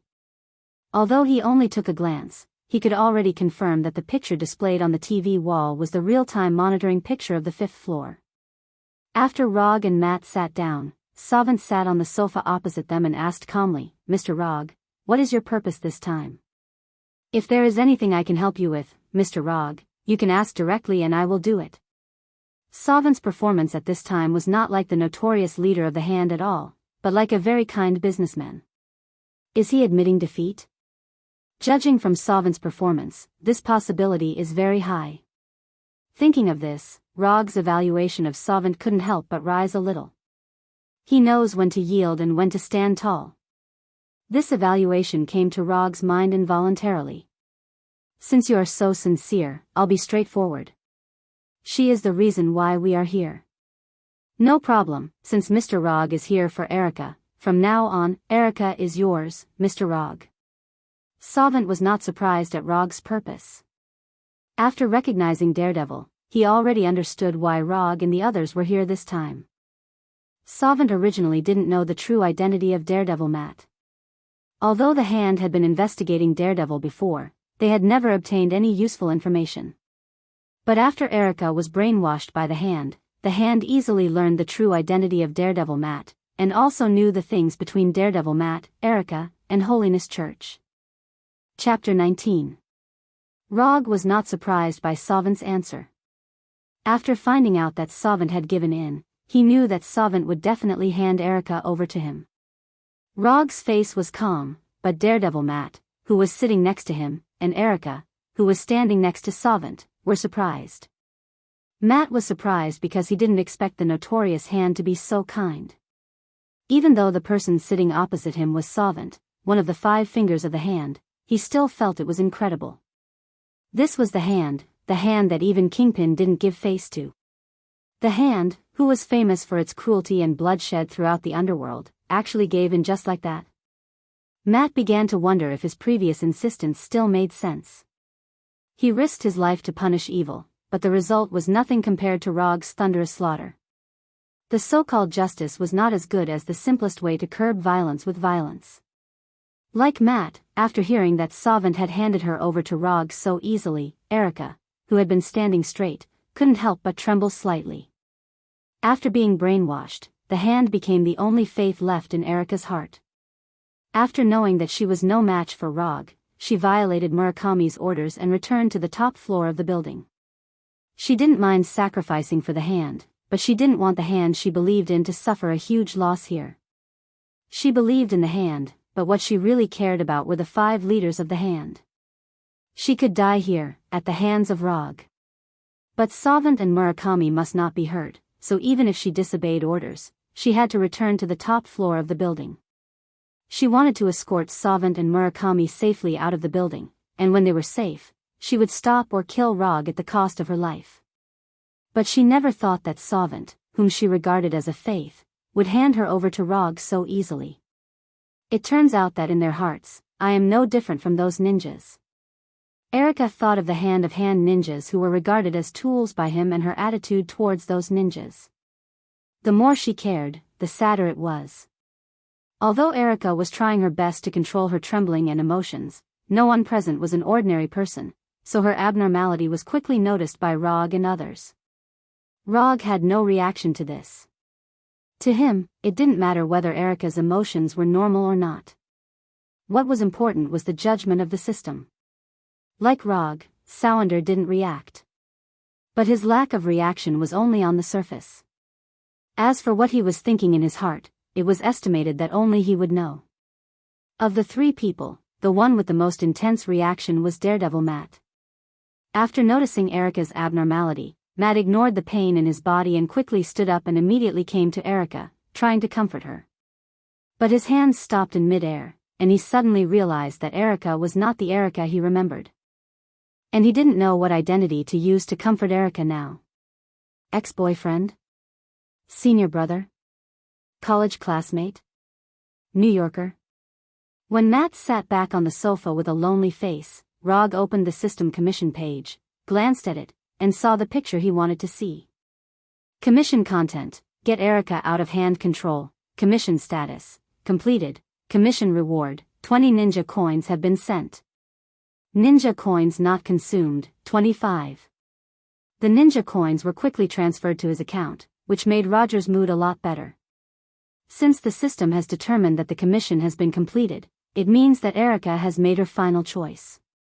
As for how much of this choice was about obeying orders, and how much of it was about her dying heart, only she herself knew. I accept Hand's kindness. In fact, I personally don't have much of an opinion on Hand, it's just a matter of work, so you understand. Since Sovant is so good at dealing with people, Rog doesn't mind giving him face. I understand, I can assure you, Mr. Rog, that Hand will never take these things to heart. It has to be said that people who have lived for hundreds of years are different. Looking at Sovant's amiable face, Rog admitted that he couldn't do it. I'm not an unreasonable person. These 2 jobs did cause some losses to you, especially one of your important personnel. Well, in order to express my apologies, if Hand has any suitable commission in the future, I can consider accepting it. After hearing Rog's words, Sovant and Matt were stunned at the same time. Sovant didn't expect that Rog would include Hand on the client list. When investigating Rog's identity, Hand spent a lot of effort, including those who have been to Rog's office. So they know very well that Rog won't accept any commission. More importantly, he had never failed to complete any of the tasks he had accepted. Of course, the commissions that Hand can investigate can't be all of Rog's commissions, but the information revealed in them is enough to be taken seriously. Sovant had originally only hoped to give in properly in exchange for Rog to stop, but now it seems that Hand can gain far more than he had planned. Even if Rog was extremely picky about commissions, even if he only accepted one commission from Hand in the end, it would still be a huge gain for Hand. Unlike Sovant, who was secretly delighted, Matt's mood became extremely complicated. Although Matt knew from the beginning that Rog wasn't a so-called hero, he didn't want Rog to get entangled with Hand, or even directly help Hand. But Matt knew very well that he had no personal relationship with Rog. What Rog wanted to do and what kind of commission he wanted to accept was his own freedom, even if the client was Hand. Rog himself didn't think too much about it. To him, there was nothing strange about including Hand on the client list. He could even accept a commission from Kingpin, let alone a commission from Hand. As long as Hand's commission could pass the system's judgment, Hand could become his client. As for whether he would be called a hero or a villain, he didn't care at all. The title of a superhero sounded good, but the price to pay wasn't low at all. After chatting for a while, Sovant handed a bank card with $5 million to Rog with a smile on his face, and then personally walked them to the door on the first floor of the building. As for the ninja corpses in the hall on the first floor, they had been cleaned up by Hand while they were talking. Not even a drop of blood was left. Chapter 20. Can you stop following me? I've said it many times, you're free. Rog, leaning back in his chair, said helplessly to Erica in front of him. Since they left the building in Hand, he told Erica very clearly that she could go wherever she liked and do whatever she wanted. But he didn't know if he didn't express himself clearly enough or if Erica didn't listen to him at all. After being ruthlessly abandoned by Sovant, Erica seemed to have made up her mind to follow Rog. Even if he used the Flying Thor to get rid of Erica directly and returned to the firm alone, Erica still came to find him according to the address. Erica didn't answer Rog. She just stood silently in front of Rog without saying a word. What made Rog even more helpless was that in addition to Erica, there was also the seriously injured Daredevil Matt in his firm. Matt also didn't say a word, as if he would follow Erica wherever she went. Looking at Matt's increasingly pale face, Rog even wondered if Matt would suddenly die in his firm. I really have to hand it to you too. No wonder you could become a couple before, you are simply. Roger thought carefully for a moment, but couldn't come up with a suitable adjective to describe Erica and Matt, who were so stubborn. Forget it, you can do whatever you want. As soon as his voice fell, Rog disappeared in front of them and returned to his secret nest of more than 500 square meters. As for Erica and Matt, who stayed in the firm, they could do whatever they wanted. Anyway, he didn't plan to go to the firm in the next few days. Time passed in a flash. A few days later, when Rog returned to his firm, he still saw the face that made him helpless. Miss, what do you want? Rog's firm, which was originally so simple that there were only a few pieces of furniture, is now in good order. Not only that, but there are also a lot of furniture in the firm that he has no impression of. After seeing the wall paint and other materials piled up in the corner, he had good reason to suspect that if he had come back a few days later, maybe his firm would have been completely renovated. I won't let others throw it away like trash without any feelings. Maybe it was because she had changed back to normal clothes, but after hearing Rog's question, Erica answered his question for the first time. Although it was a bit irrelevant, it was also a good start. Since she was willing to speak, it meant that they could communicate. Being able to communicate meant that there was the possibility of persuading the other party. Just as Rog was about to persuade Erica to stop following him, the door of the firm was pushed open and a big European man wearing a tight t-shirt with a white skull printed on it walked in. This skull symbol looked a little familiar. Before Rog could recall the information of this skull, the uninvited big European man instantly took out 2 pistols from his waist and fired at Rog. Bang bang bang bang, fierce gunshots continued to sound, but these bullets failed to hit the target. They all hit the wall behind Rog. Punisher. This guy is a Punisher. When the Punisher took out the pistols from his waist in lightning speed, Rog instantly recalled the skull logo, and then used the body flicker technique without hesitation. Rog flashed to the right side of the Punisher, and his right fist filled with chakra mercilessly hit the Punisher's lower abdomen, sending him flying. The Punisher, who was sent flying, slammed into the door of the firm, overturned the door that was not very sturdy to begin with, and slammed into the wall of the aisle. The moment the Punisher hit the wall of the aisle, he spat out a mouthful of bright red blood uncontrollably. Rog did not use ninjutsu or kunai, but his right fist filled with chakra was equally powerful. Although the Punisher's physique was stronger than ordinary people, it was still not enough to withstand Rog's chakra punch. After forcibly stabilizing his body by relying on the wall, the Punisher did not hesitate. He decisively abandoned the pistols in his hands, then took out 2 grenades from his trouser pocket, and removed the safety pins on the grenades with his thumbs. Is this guy planning to die together with me? Why do I always meet these lunatics? Immobilization technique. After sensing the dangerous thoughts of the Punisher, Rog had no choice but to use immobilization technique to immobilize the Punisher, lest this guy blow up his firm. The moment his body was forcibly immobilized, the Punisher instantly recalled the superpower incident he had heard of before. But before he had time to think about it, his figure completely disappeared from the aisle and instantly arrived in a dilapidated warehouse. In order to protect his not-so-high-end firm and to prevent the Punisher from causing a bigger commotion, Rog directly used the Flying Thor to bring him to a dilapidated warehouse in Hell's Kitchen. After throwing away the grenades in the Punisher's hand and removing the pistols, grenades, daggers, neck wires, and other weapons from the Punisher, Rog removed the immobilization technique on the Punisher. When the immobilization technique's effect completely disappeared, the Punisher did not immediately attack Rog. Instead, he quickly distanced himself and sized up Rog with great vigilance. Only you are guilty, so you must die. It seems that in your eyes, I am the kind of person who must die. From the moment the Punisher launched his attack to the moment he was brought to this dilapidated warehouse, only a few seconds had passed.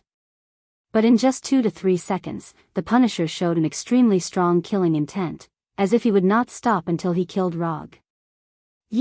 After Rog revealed his true thoughts, the Punisher was slightly stunned, but he quickly recovered and continued to size up Rog with a vigilant gaze. Others may not know your identity, but I am different. I know your past, Captain Frank Castle. This was the benefit of being a transmigrator. To others, their existence was like a secret, but to a transmigrator, it was no different from public information. You know me? The Punisher was now 100% sure that Rog really recognized him. But he remembered very clearly that he had never seen Rog before.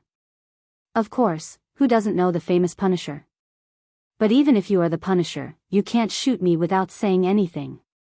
Because it will make me very unhappy. At this point, Rog's aura also changed. From a seemingly harmless young man, he instantly became a tyrant who held supreme power and slaughtered countless lives. Chapter 21. Is this guy really human? After experiencing the amazing aura exuded by Rog, even the knowledgeable Punisher couldn't help but gulp, and at the same time, he silently took a step back. As an anti-hero, who knows how many gangsters and underworld overlords have died in the hands of the Punisher? But even if all their auras were added together, it would not be 1/10 of Rog's aura at this time. This aura. This sense of oppression. This kind of obedience that makes the body involuntarily want to kneel down. The Punisher felt that the person standing in front of him was not a human, but a tyrant who controlled the life and death of all things, a planet ruler with supreme power. In the face of this amazing, indescribable terrifying aura, the ninjutsu Rog just used became extremely ordinary. The Punisher wanted to say something, but in the face of this godlike oppressive force, he finally shut his mouth obediently. Even his gaze silently moved down a little, not daring to look at Rog's figure anymore. After sensing the change in the Punisher, Rog finally retracted his indescribable aura and returned to the ordinary young man who looked harmless to humans and animals. It was the first time he was so angry since coming to this world. He had just given himself a few days off and returned to his office in a good mood, only to see Erica, who made him feel helpless. That wasn't all. What truly infuriated him was the Punisher's sudden attack filled with killing intent. Although the Punisher's attack did not really hurt him, it made his originally happy mood instantly gloomy to the bottom of the valley. If it weren't for his good self-control, he would have broken the Punisher's neck directly. I don't know if you attacked me because I slaughtered too many ninjas in the hand, or if it was for some other reason. But your attack made me very unhappy, but I don't want to kill anyone now, because killing people will make my mood worse. So I decided to give you a chance to make up for your mistakes. Become my subordinate, and I won't pursue the matter of you attacking me just now. Rog originally didn't have such thoughts, but after seeing the skull on the Punisher's body, he suddenly changed his mind. The Punisher was quite skilled, and his past meant that he was destined to have many miraculous feats. If he could make such a person his subordinate, there should be unexpected results. He might even be able to get more commissions. No, I refuse. The Punisher knew very well what his choice meant, but he still gave a decisive answer. Some things would not be given up just because of the fear of death. Very good. It was really good. But now, I want you to submit to me even more. Having a personality was better than not having one. Moreover, the Punisher's skills meant that he was destined to be a very qualified subordinate. So, Rog was even more determined to subdue the Punisher. I'm not afraid of your personality, I'm only afraid that you don't have the ability. I'm not your opponent, but I won't be your subordinate either. It's impossible now, and absolutely impossible in the future. If you really want to subdue me, I advise you to just kill me. The Punisher replied solemnly, but Rog did not take his words to heart. No matter which world it was, there was an eternal and unchanging law, an ultimate law that could transcend time and space. The law of fragrance. The stronger the rejection now, the stronger the law of fragrance would be in the future. It's a waste to kill someone like you. Since your belief is that as long as you are guilty, you must die. Then I'll give you a chance to carry out your beliefs, and I'll give you 3 chances. Hearing this, the Punisher couldn't figure out what Rog was trying to do. For the next month, I'll be in New York. You can attack me at any time and any place. As long as you can successfully injure me in 3 attacks, or successfully escape after 1 attack, I'll give up on subduing you. At the same time, I don't mind your attack this time. However, if you fail 3 times in a row, then you will have to become my subordinate, and you will have to do it willingly. How about it? Are you interested in accepting this challenge? As Rog spoke, he walked toward the Punisher. When he finished speaking, he arrived in front of the Punisher. Or are you saying that your beliefs are just empty words? Hearing Rog's mocking tone, the Punisher clenched his fists silently, took a deep breath, and replied in a gloomy tone, "Since you want to play, I'll play with you. But if you lose, you'll die. If you can do it, do it. I admire your confidence." After that, Rog patted the Punisher on the shoulder and returned to his office through the Thor. When he returned to his office, the person who appeared before him was still Erica. But now, she was working hard to fix the door that the Punisher had destroyed. Erica noticed Rog, but she did not speak to Rog. She continued to fix the door, trying to restore it to its original state. Looking at Erica's back, Rog thought seriously for a few seconds before saying, "If you really want to stay here, that's fine, provided that you become an assistant in the office." After hearing Rog's words, Erica stopped. After a moment of silence, she said without looking back, "No problem, as long as you pay me." Rog did not answer Erica. He opened the drawer of his desk and took out the bank card that Sovint gave him last night. "Treat the money inside as the office's funds. Your salary and the office's expenses will be paid from this." After throwing the bank card at Erica like a dart, Rog returned home with the Flying Thunder God, then turned on the PS4 and started playing games. As for the challenge between him and the Punisher, he didn't take it to heart at all because the Punisher was bound to lose. After the Punisher accepted his casual challenge, he left the Flying Thunder God technique on the Punisher's body, then patted the Punisher's shoulder. With the Flying Thor, the Punisher had no chance of escaping smoothly, nor was there any possibility of successfully attacking him. As long as he sensed the Flying Thor on the Punisher, he could clearly know the location of the Punisher and even appear directly in front of the Punisher. So this challenge was not a fair game from the beginning. Ninjas were not knights, so there was no need to foolishly pursue so-called fairness. As long as he could achieve his goal, he didn't mind using some small tricks. Chapter 22. In the next few days, Rog will go to his office every day to see if there is any suitable commission that can be judged by the system. He doesn't know if the previous tasks have used up his good luck. The number of clients coming to his office these days is not only small, but the content of the commission is also difficult to explain in a few words. Looking for a lost pet cat, looking for an old classmate from more than 10 years ago, protecting a group of rich second generation to go to the Amazon forest. For these clients, Rog didn't even have the interest to answer them and directly signaled Erica to let them leave. Is there no better commission? Rog, lying on the sofa, stared at the ceiling of the office with a bored face, holding a balloon filled with water in his right hand. The water in the balloon was constantly bulging as if it was boiling, making the smooth surface of the balloon constantly bulging. Erica, sitting on the other side, looked curiously at the water ball in Rog's hand, and then asked doubtfully, "Is this your ninjutsu training method?" Erica is also a ninja, but she has never seen a ninja like Rog, nor has she ever seen a ninja with ninjutsu like Rog. Erica has a very deep impression of Rog's ninjutsu and a strong yearning for it. It's not training, it's learning. I'm learning a new ninjutsu. Rog's original plan was to exchange ninjutsu Rasengan directly in the system, but after having 3 Tomo Sharingan, he changed his mind. The principle of Rasengan is very simple. It is to gather chakra in the hand, then control the chakra to flow in an irregular direction, and compress it, and finally form a palm-sized chakra ball. So if you want to master Rasengan, in addition to the direct exchange from the system, you can also master it through continuous practice. For the control of chakra, Rog can be regarded as a master. After all, in the past 3 years, the most practice he has done is the use and control of chakra. He has mastered things like walking on water or hanging himself upside down on the ceiling a year or 2 ago. Even if he imitates Spider-Man to climb the outer wall of the building or the glass, there is no problem. Pa. Not long after Rog answered Erica, the water ball in his hand boiled violently and then shattered with a pop. After the water ball in his hand shattered, Rog sat up and took out a palm-sized ball from the drawer of his desk. The first stage of learning Rasengan was gathering chakra in the palm and the second stage of practicing water ball. For him, there was no difficulty. Therefore, after breaking the water ball in his hand, he immediately started the third stage of the rubber ball practice. A rubber ball was much sturdier than a water ball. To break a rubber ball, it was far from enough to rely on chakra's continuous flow and compression.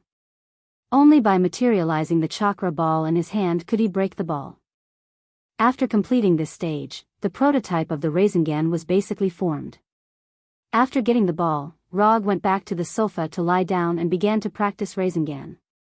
As time passed, the rubber ball in Rog's hand began to bubble like a water ball, but it remained intact and showed no signs of breaking. It seems that it's still a little difficult. The rubber ball in his hand refused to break, and the casual look on Rog's face finally disappeared, and he began to become serious. When Rog began to get serious, Erica also focused all her attention on the ball in his hand, hoping to see something from it. However, Rog's seriousness lasted less than 10 minutes and was interrupted by a frivolous tone. "I didn't expect you to still be playing with a rubber ball when you're so old." Tawny, wearing a designer suit and dark brown sunglasses, walked in and then looked at the ball in Rog's hand with a little curiosity. "Why don't you recover at home at this time? Why do you suddenly have time to come to my small firm?" Rog was not surprised that Tawny could find this place. When he rescued Tawny, he did not hide his identity. So whether Tawny came from Coulson or through his own channels, he could easily find this place. "Your firm is really small." Rog's firm is only a few dozen square meters, and there is not even a single room. If it hadn't been specially decorated by Erica a few days ago, the firm would have looked even more simple. "But your assistant is pretty good." Tawny didn't change his playboy nature and looked at Erica carefully from head to toe. After discovering that Rog and Tawny knew each other, Erica poured a cup of coffee for Tawny and then brought it to Tawny, who was still standing. "I don't like to be handed to me." Tawny shook his head and had no intention of taking the coffee from Erica's hand. "Let's get straight to the point. What's the matter with the famous Tawny Stark?" "Rog doesn't hate Tawny, but he wants to practice Rasengan in peace. As my savior, your attitude towards me is really more than a little cold. Can't you be a little warmer?" Tawny came to Rog and said in an exaggerated tone, and then took the ball in his hand. "If you have nothing else to do," before Rog could finish his words, Tawny continued, "I have made a new toy in the past few days and I want to invite you to enjoy it." Although Tawny didn't say it explicitly, Rog quickly guessed the so-called new toy of Tawny. Unsurprisingly, the new toy in Tawny's mouth is the Iron Man armor. It's just that he doesn't know whether it is Mark II or Mark III. "Tawny Stark has personally come to invite me. If I don't go and see it, it would be too unreasonable." More than an hour later, Rog came to Tawny's seaside mansion and saw the familiar Iron Man armor in his impression. Red and gold color scheme, Mark III. "You've been back in New York for less than a week. You've made the Iron Man armor so quickly. It's very efficient." "Of course, I'm Tawny Stark," Tawny said confidently, and he liked the look of appreciation in Rog's eyes. As a creator, the most afraid thing is that their works are not recognized. Therefore, Rog's recognition of Mark III also made Tawny feel satisfied and gratified. "It's really good. This will be the beginning of an era." Looking at Mark III in front of him, Rog couldn't help but sigh. Tawny didn't expect Rog's evaluation of Mark III to be so high, and he felt like he had met a confidant. Chapter 23. "Fight with me, I want to see how strong the so-called ninja is." When Rog felt the cold metal texture from Mark III with his right hand, Tawny suddenly said, "No, I refuse." Rog didn't look back and directly refuse Tawny and continued to focus on Mark III. It has to be said that even with the extraordinary power of ninjutsu, Mark III, the pinnacle of mechanical technology, can still make Rog yearn for it. "Why?" Tawny came directly to Rog's side and asked. "It's not good to fight with you, and it's a waste of energy, so I refuse." After observing Mark III closely, Rog gave his answer. "Your new toy is really good. If you have nothing else, then I'll go back." After satisfying his curiosity, Rog didn't plan to continue to stay here. Seeing that Rog was about to leave, Tawny quickly flashed an idea in his mind, and then said very seriously, "You are a ninja who will accept commissions. I have a commission now. I don't know if you dare to accept it." Although it was clear that Tawny was using provocation, after hearing Tawny's words, Rog stopped the flying Thor that he was about to use. "The content of the commission is very simple, that is, you fight with me wearing a battle suit. No matter if you win or lose, I will give you a generous reward. How about it? Do you want to take it? Or are you afraid of my Mark III, so you don't dare to fight with me?" Tawny deliberately said in a sarcastic tone, and his face was also full of confidence. Looking at Tawny's appearance at this time, Rog shook his head helplessly, and then gave his own answer. "I'm not interested in money. But since you are so confident, I can give you a chance." As soon as his voice fell, Rog's figure disappeared in front of Tawny. Although it wasn't the first time he had seen Rog disappear in an instant, Tawny was still a little afraid of his ability to appear and disappear unpredictably. A few seconds later, Rog's figure reappeared in front of Tawny, and in his hand, he held a scroll. The scroll in his hand is the necessary commission scroll for accepting commissions. "I have a strong sense of ceremony, so if you want a commission, you have to write the content of the commission and the reward on it first, and then I will give you the final answer. If you lose, I want a set of Mark III with an arc reactor." After that, Rog pointed to the arc reactor on Tawny's chest. "No problem." Tawny quickly wrote the content of the commission and the reward on the commission scroll, and then threw the commission scroll back to Rog. When Tawny signed his name on the scroll, a line of information appeared on the commission page in the system. Commission content: fight with Tawny Stark wearing Mark III. Commission status: incomplete. Commission reward: 5 ninja coins. After seeing that Tawny's commission passed the judgment, Rog's face also showed a satisfied look. Finally, there will be ninja coins again. Although there are only 5 ninja coins, no matter how small a mosquito's leg is, it's still meat, so Rog doesn't mind. The difficulty of the commission is very low, and it doesn't take much time and energy, and he can also get a set of Mark III as a trophy. This is a very good commission, and it can even rank in the top 3 of all the commissions Rog has performed. "I accept your commission. When and where do you want to start this battle?" Now, the battle site is here. Tawny originally wanted to say that they would fight here, but after taking a look at his garage, he decisively gave up the idea. "You decide the location of the battle. In that case, let's fight outside." Rog pointed out the window casually and quickly set the location of the battle. "Outside? It's the sea outside. You want to fight me in the sea?" Tawny asked with a puzzled look. "No, I'm not going to fight you in the sea.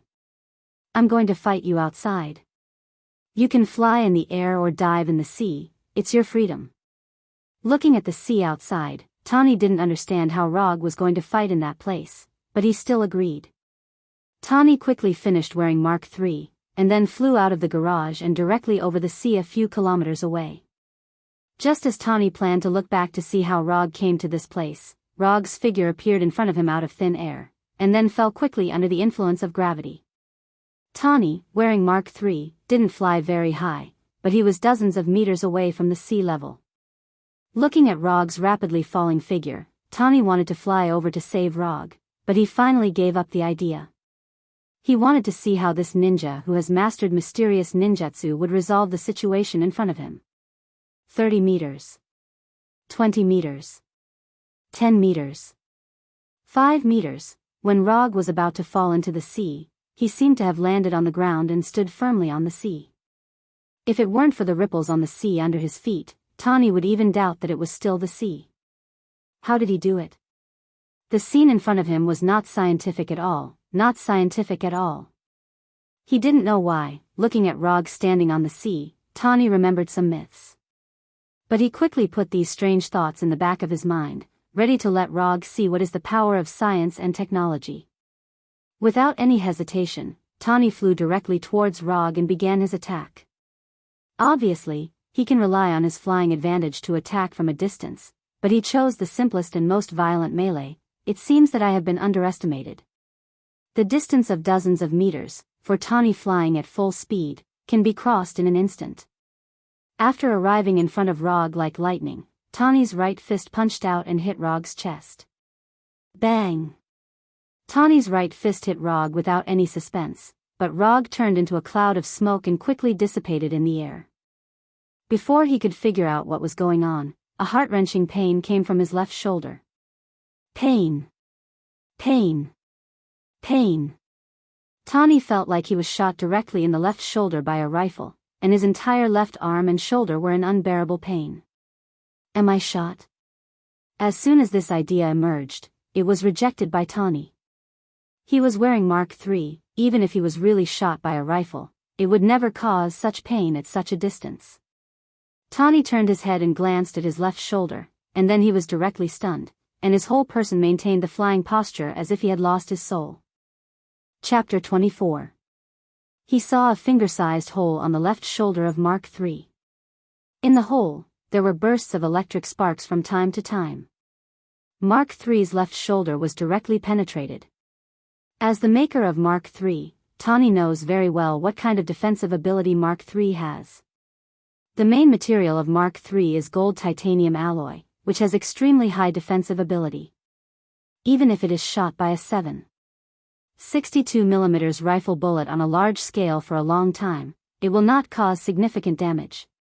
However, such an enhanced composite armor with extremely high defensive capabilities was pierced through in an instant. Until now, Tawny didn't know how he was hit, let alone what hit him.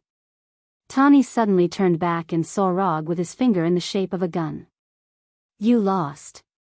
Rog pointed to Tawny's forehead with his right index finger, indicating that the battle has been decided. Tawny wanted to refute something, but the pain from his left shoulder made him shut his mouth silently, and then without saying a word, he flew directly back to the garage. Looking at Tawny's figure gradually disappearing, Rog sighed slightly.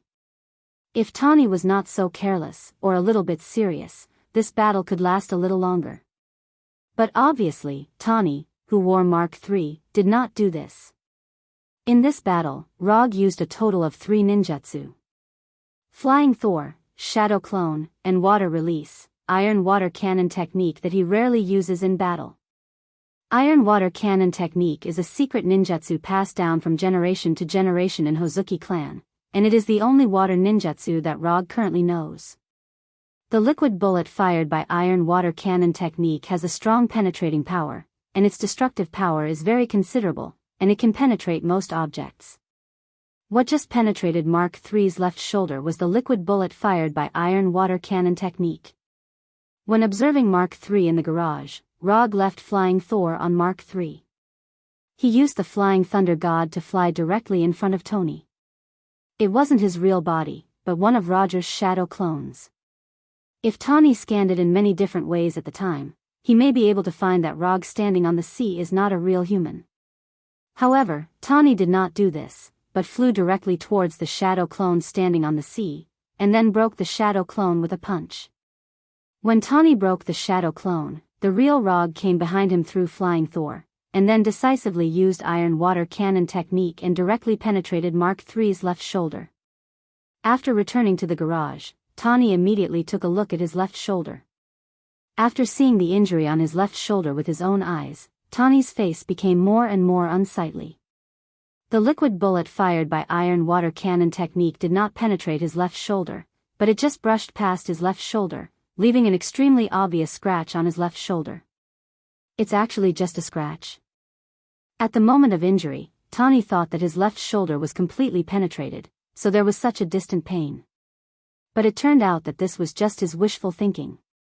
When using Iron Water Cannon technique, Rog deliberately avoided Tawny's shoulder. The liquid bullet of Iron Water Cannon technique only brushed past Tawny's shoulder, but did not really penetrate his shoulder. After all, if it really penetrated Tawny's shoulder, then the time for him to receive the loot would be greatly delayed. Looking at the scar on his left shoulder, Tawny sighed with extreme annoyance. If he understood this at the time, maybe he wouldn't have lost so quickly, and he would still have a chance to fight back. However, Tawny quickly thought of the scene where Rog's right index finger pointed to his forehead. Are you trying to tell me that if the target of the shot was my forehead, would have died long ago? After a wry smile, Tawny came to Mark III, removed the entire left shoulder of Mark III, and put it on his workbench. Just as Tawny was about to study the hole on his left shoulder, Rog's figure appeared in the garage. "It seems that you have recovered. I thought you would be lost for a while." Looking at Tawny, who was about to start studying, Rog said with a little relief. "This time I was just too impulsive. Next time I will never give you such an opportunity again." Although Mark III did not resist Rog's attack, Tawny knew very well that the real reason for his defeat was not Mark III, but his own carelessness. "I hope so. By the way, remember to inform me after you make the Mark III I want. I am still very interested in an Iron Man armor like Mark III." After that, Rog's figure once again disappeared in front of Tawny, as if the person who had just spoken to him was just a phantom. "I will win next time. Technology is the strongest power," Tawny said silently in his heart, and then turned his attention back to Mark III's left shoulder. Although he still doesn't know what penetrated Mark III's left shoulder, he is sure that he will be able to study the reason. This is the confidence of a genius and the confidence of a top inventor. Because Tawny has not paid the reward yet, the quest in the system is still in an uncompleted state for the time being. Rog is very confident in Tawny's work efficiency. As long as there is no accident, it will not take long for Tawny to complete the commission reward. After returning to the office, Rog took out the ball again and started his Rasengan practice. Before practicing Rasengan, he also deliberately used chakra perception to perceive the current location of Punisher Frank. Several days have passed since the date of the challenge, but during this period, Punisher Frank not only did not launch any attacks, but he also did not even approach Rog's office. Frank had been several kilometers away from the office the closest he had been to. Since Frank did not show any signs of launching an attack for a while, Rog did not have to worry too much about Frank making any big scene. After practicing very seriously for several hours, the ball in Rog's hand finally showed some signs of damage. Boom! With Rog's continuous efforts, the ball in his right hand collapsed, making a sound that was not loud but enough to make him gratified. When the ball broke, Rog did not rest, but directly began the fourth stage of the practice. Because there was no cover, Erica on the side finally saw what Rog's hand was. It was a chakra ball emitting a light blue light. If you look closely, you can see the chakra flowing in different irregular directions in the ball. This is?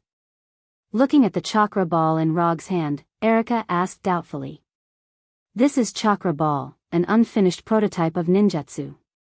The energy flowing in it is called chakra. Chapter 25.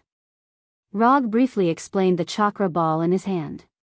He was not worried that Erica or others could understand the nature of ninjutsu or chakra from these simple descriptions. Knowing the source of a person's power and being able to resist the power of this person are two completely different things. Just like the future Iron Man, everyone knows that Tawny relied on the high-tech Iron Man armor to have extraordinary strength. But people who can't beat him, even if they know this, still can't beat him. And Rog has no intention of hiding his abilities. Even if you know that chakra is the source of my power, even if you know all the ninjutsu I know, even if you know the fighting style I am good at, so what? Instead of carefully concealing his abilities, it is better to find ways to further improve his strength. As long as he has enough strength, why should he worry about the conspiracy of those demons and monsters? Crushing is the way of the king. Peerless is the ultimate. Not long after Rog explained to Erica, the chakra ball in his hand dissipated in the air and turned into a stream of air. Compared with the first three stages, the fourth stage of Rasengan practice is the real highlight. It is not difficult to condense chakra in the hand and circulate it at a high speed and irregularly. The difficult part is how to maintain and solidify it for a long time. Rasengan, which can't be maintained and solidified for a long time, is like a water ball. It breaks with a poke and has no real combat value. Erica doesn't know what chakra is, let alone what Rasengan is. But she saw something called power in this light blue chakra ball. A ninja with chakra is a real ninja. Erica didn't know why, but such an idea suddenly popped up in her mind. It dissipated over and over again and took shape over and over again. Every failure will consume a part of Rog's chakra. 10 times, 20 times, 50 times, 100 times. Rog can't remember how many times he has practiced. The only feeling he has now is that the chakra in his body is about to reach the final critical line. This is also the first time he has experienced the feeling of chakra being exhausted. This is the last time, whether it succeeds or not, it's over today. Like the previous practice, the last attempt failed without any suspense, and there was no miracle because it was the last time. After moving his stiff body, Rog looked up at the clock on the wall. It was 3:45 in the morning. Just as he planned to use the last chakra to return home with the flying thunder god, he vaguely heard the faint sound of fighting coming from the alley below the office. As a weapon master of cold weapons, although the sound of fighting was very weak, he could tell at once that it was the sound caused by katana collision. In a place like New York, it was not strange to hear gunshots. But in the middle of the night, only those famous crazy ninjas would use katana to fight. In his impression, only those crazy ninjas would use hand. Could it really be those crazy ninjas with hand? Driven by curiosity, he came to the window and looked in the direction of the fighting sound. It was indeed ninjas fighting in the alley below the office, but not the hand ninjas he imagined. One of the parties fighting was none other than Erica, who had just become an assistant in the office not long ago. At this time, Erica was still dressed as a woman in the workplace during the day, but what she was doing now was not similar to a woman in the workplace. Erica, holding a katana, was fighting against 3 enemies wearing different colors of ninja clothes. Just looking at it for more than 10 seconds, Rog saw that something was wrong. Whether it was Erica or the 3 unknown guys on the opposite side, although their offensive looked extremely fierce and every move was aimed at the vital points, Rog did not see any killing intent from them. Although he didn't know what the relationship between Erica and the 3 guys on the opposite side was, as Erica's current boss, Rog felt that it was necessary for him to go down there. Erica, stop. You are no match for the 3 of us. If you insist on being stubborn, don't blame us for being merciless. Erica, come back with us. We can solve the things in hand slowly. As soon as Rog came to the alley, he heard the words of the 3 ninjas and figured out the origin of the 3 people. No one would say such words to Erica except the people of the Holiness Church. Erica acted as if she didn't hear the words of the 3 people, and her attacks became more and more fierce, and at the same time, she was silently preparing to retreat. However, the 3 Holiness Church ninjas on the opposite side quickly noticed Erica's plan, and they no longer held back, forcing Erica into a situation of defeat in an instant. When Erica was about to be defeated and then forcibly taken away, Rog, who had been in the shadows of the alley for a while, finally came out. Do people of the Holiness Church only know how to bully people with numbers? And bullying a woman, don't you feel ashamed? Although there is not much chakra left in his body, Rog still doesn't take the 3 ninjas of the Holiness Church seriously. Through the observation just now, he can be 100% sure that even if he doesn't use chakra, the 3 Holiness Church ninjas are not his opponents at all. Who are you? Since you know that we are from the Holiness Church, how dare you mock us? One of the ninjas in a dark yellow ninja uniform said sternly. Who am I? I am Erica's boss. You attacked my assistant under my office. You people of the Holiness Church are a bit too arrogant. Rog said as he walked, and when he finished, he just came to Erica's side and took the katana in Erica's hand. If you want to take Erica away, beat me first. Or do you people of the Holiness Church only dare to bully women when there are many of you? Being ridiculed by Rog again and again, even people who don't have a temper can't help but feel a little angry now. Kid who doesn't know the immensity of heaven and earth, don't think that you can insult the Holiness Church just because you know some martial arts. The one who spoke was the guy in the dark yellow ninja uniform. Kid, my name is... Just as he was about to report his name, Rog interrupted him in time. I'm not interested in knowing the names of some small characters. Your names are not worth wasting any of my brain cells. You're courting death. It's estimated that this Holiness Church ninja has never been ridiculed like this before. After hearing Rog's words, his uncontrollable anger completely broke out. He rushed towards Rog like an angry beast, and the katana in his hand also directly chopped towards Rog's head like lightning, with the momentum of wanting to behead Rog. Chapter 26. Just as the Holiness Church ninja's katana was about to hit Rog, the katana in Rog's hand strangely appeared in front of him and hit his chest ahead of time. Shit! The moment Rog's katana cut his skin, the Holiness Church ninja felt an extremely strong aura of death. Relying on the strong control gained from years of hard training, he forcibly stopped the attack and immediately retreated. Even so, a blade wound that was tens of centimeters long still appeared clearly on his chest. Bright red blood constantly gushed out from the huge wound. If he retreated a little slower, the katana in Rog's hand would have cut his throat without any suspense, completing a true one-hit kill. Rog's attack not only shocked the injured Holiness Church ninja, but also made the faces of the two ninjas behind him become extremely dignified. As companions of the same organization, they were very clear about the strength of the injured ninja. Among the three of them, the injured ninja was the strongest and the most impulsive. You actually avoided it. It seems that you are a little stronger than the hand ninja. Hand ninjas usually only need one hit, as for you, it's only about 2 hits. Before he made a move, the 3 Holiness Church ninjas only thought that he didn't know the immensity of heaven and earth. But at this time, not only did they not have the slightest contempt, but they also regarded him as the most dangerous kind of enemy, the kind that can take their lives at any time. This time we admit defeat, but do you really want to be the enemy of the Holiness Church? Another Holiness Church ninja said in a calm tone. In fact, I have always hated those guys who use their background when they can't win. They have already lost, but they still want to save some face for themselves. Moreover, you can't represent the Holiness Church. The one behind you should be the one who said this. After that, Rog pointed to the dark alley behind them with the katana still dripping with blood in his hand. Erica and the 3 Holiness Church ninjas didn't find that there was a person hiding at the end of the alley. After hearing Rog's words, they carefully observed the dark, gloomy end of the alley where faint dripping sounds came from time to time. A man in light green clothes with a long stick in his hand came out under the gaze of Erica and others. Although it was late at night, he still wore a pair of sunglasses and a light green hat that Rog wanted to complain about. The white-haired man was none other than the leader of Holy Purity Society and Erica and Daredevil's master, Old Man Cudgel. Erica is from Holiness Church, and no one can stop us from taking her back. After coming out of the dark alley, the old man came to a place to be more than 2 meters away from Rog's and said in a certain tone. As long as Erica doesn't want to, no one can take her away by force, that's what I said.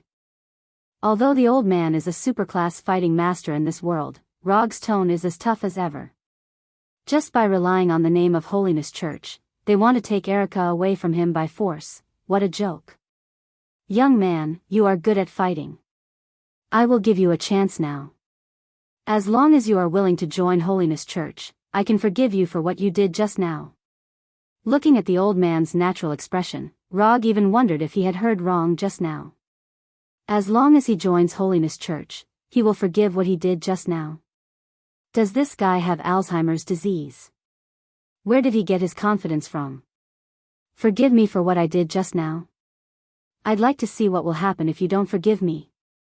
Rog now has good reason to suspect that the guys who have been in these strange organizations for a long time are a little abnormal. In that case, go to hell and repent. As soon as he finished speaking, the staff in the old man's hand arrived in front of Rog. Just as the staff was about to hit Rog's head, a samurai sword stained with blood blocked in front of the staff, blocking the thunderous staff. Bang! The sound of a violent collision resounded through the entire alley.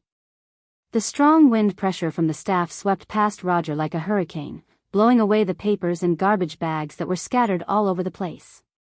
The old man with the staff was indeed a top-notch fighting master in this world. A simple sweep from him was enough to create an indestructible aura. However, Rog standing in front of the old man was not an ordinary person either. Almost as soon as the old man launched his attack, he keenly sensed the old man's attack and took a defensive stance. After seeing Rog block his staff without batting an eyelid, the old man's aged voice sounded again. You guys, leave this alley. The old man didn't explain why, and he didn't need to. Everyone present had a wealth of combat experience, so they knew what the old man wanted to do as soon as they heard his words. Clear the place. The 3 ninjas of Holiness Church didn't hesitate. They immediately left the alley and disappeared from the sight of Rog and others. Erica didn't leave, she still stayed in the alley, but silently retreated more than 10 meters. If she hadn't been brainwashed by the old man's hand, Erica would have done what the old man said without hesitation. But now, she won't listen to anyone's orders, she will only follow her heart's choice. The old man glanced at Erica, and an undisguised look of dissatisfaction appeared on his wrinkled face. As the leader of the Holiness Church, he is the most important person in the Holiness Church.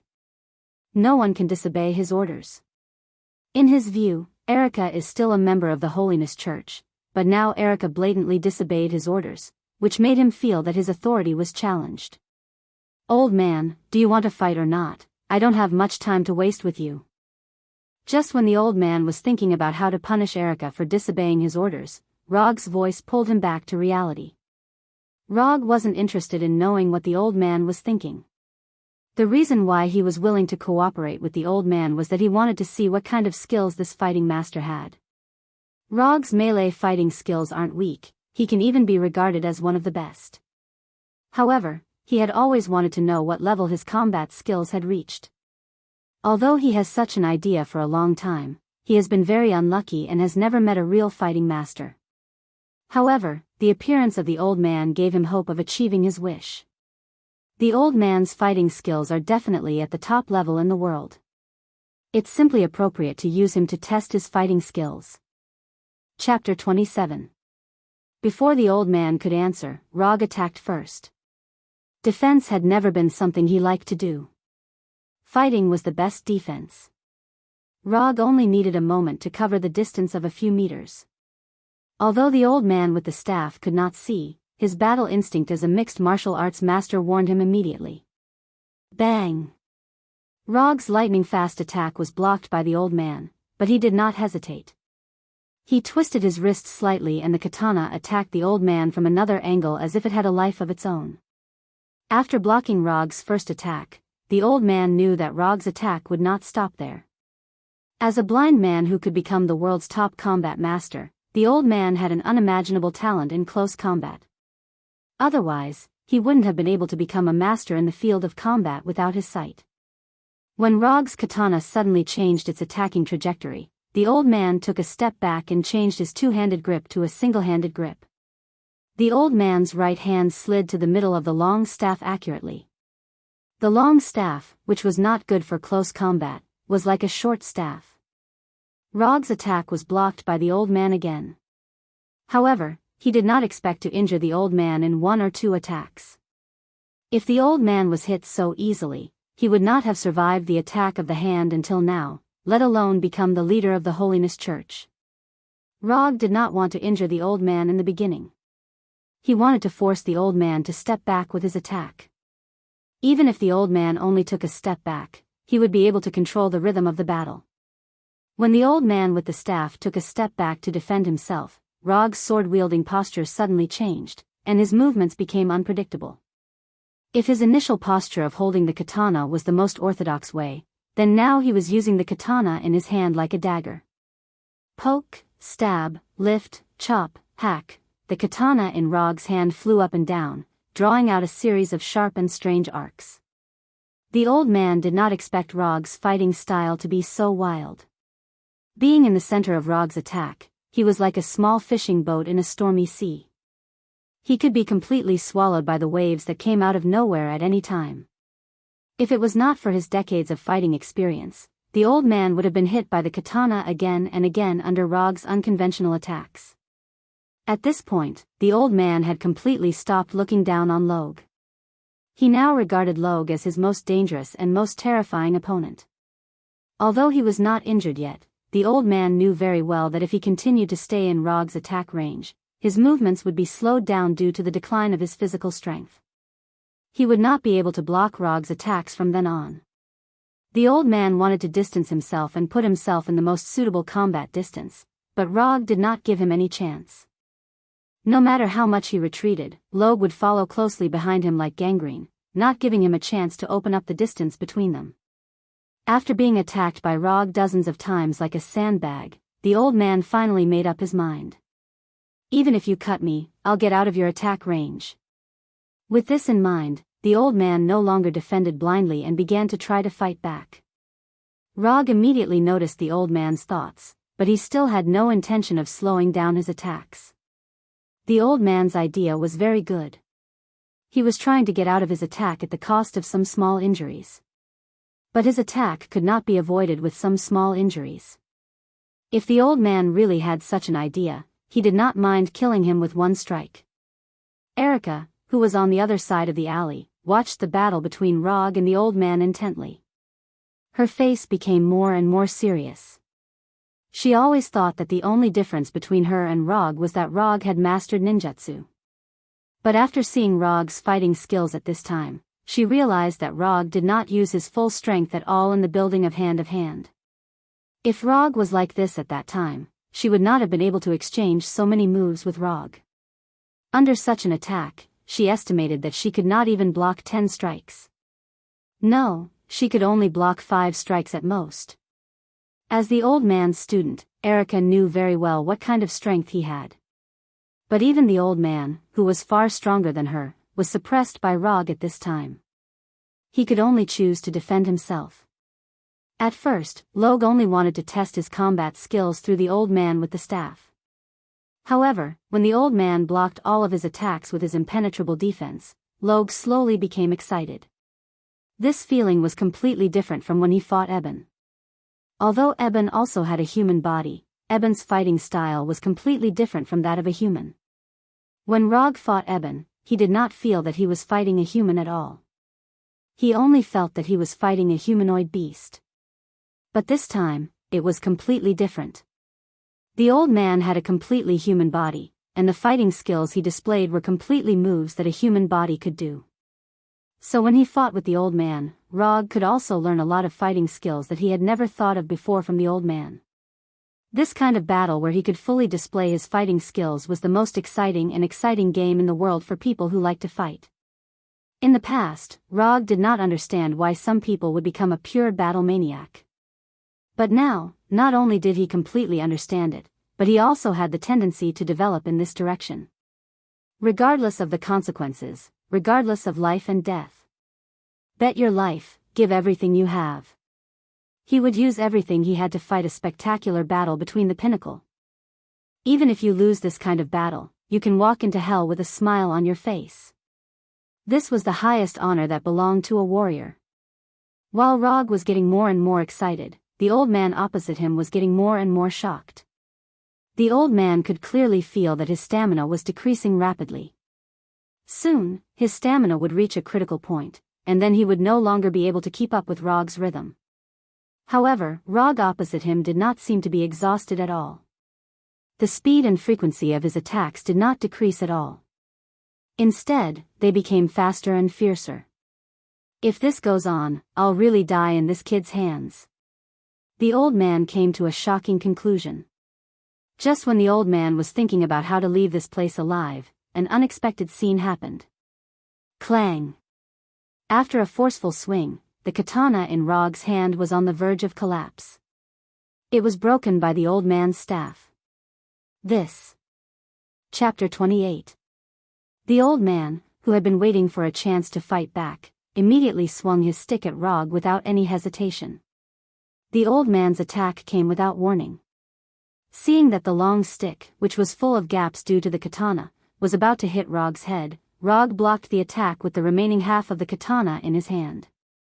However, Rog did not feel any force from the broken katana.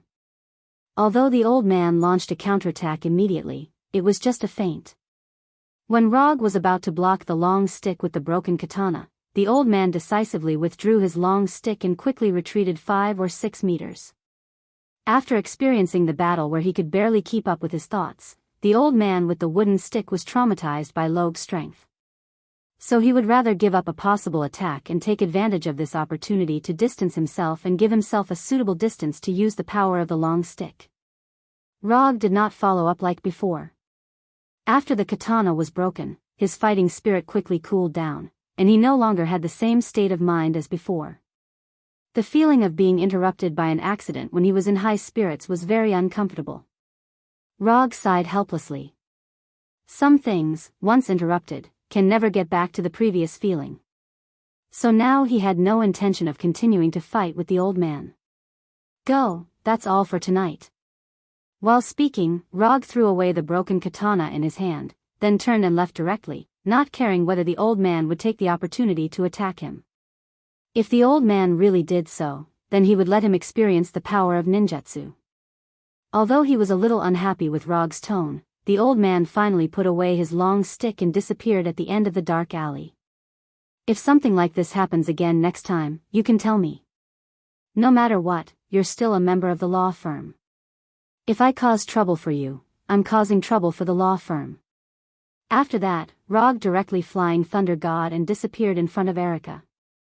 Although the battle with the old man didn't last long, it consumed a lot of his stamina. If he hadn't been using chakra to strengthen his body before, he wouldn't have been able to maintain that kind of high-intensity and high-frequency attack. After practicing Rasengan for a day, it consumed a lot of his stamina. Coupled with the battle with the old man, he is now in the weakest period of his life. If the Punisher were to attack him now, his day would truly be filled with joy. For the sake of safety, he used chakra perception and silently perceived the current location of the Punisher. It would have been better if he hadn't sensed the Punisher's location, but after he sensed the Punisher's current location, his face showed a doubtful expression. How did he go there? Frank the Punisher did not leave New York. He was now on the roof of a building he had just visited some time ago. Rog thought that the Punisher was going to attack Kingpin, but after sensing the situation inside the building, he found that Kingpin was not in the building at this time. As a professional, it is absolutely impossible for the Punisher to make such a low-level intelligence mistake. Since Kingpin is not here, it means that the Punisher's target is not him at this time. Although there are still many people in the Fisk building, Rog did not find anything noteworthy in it.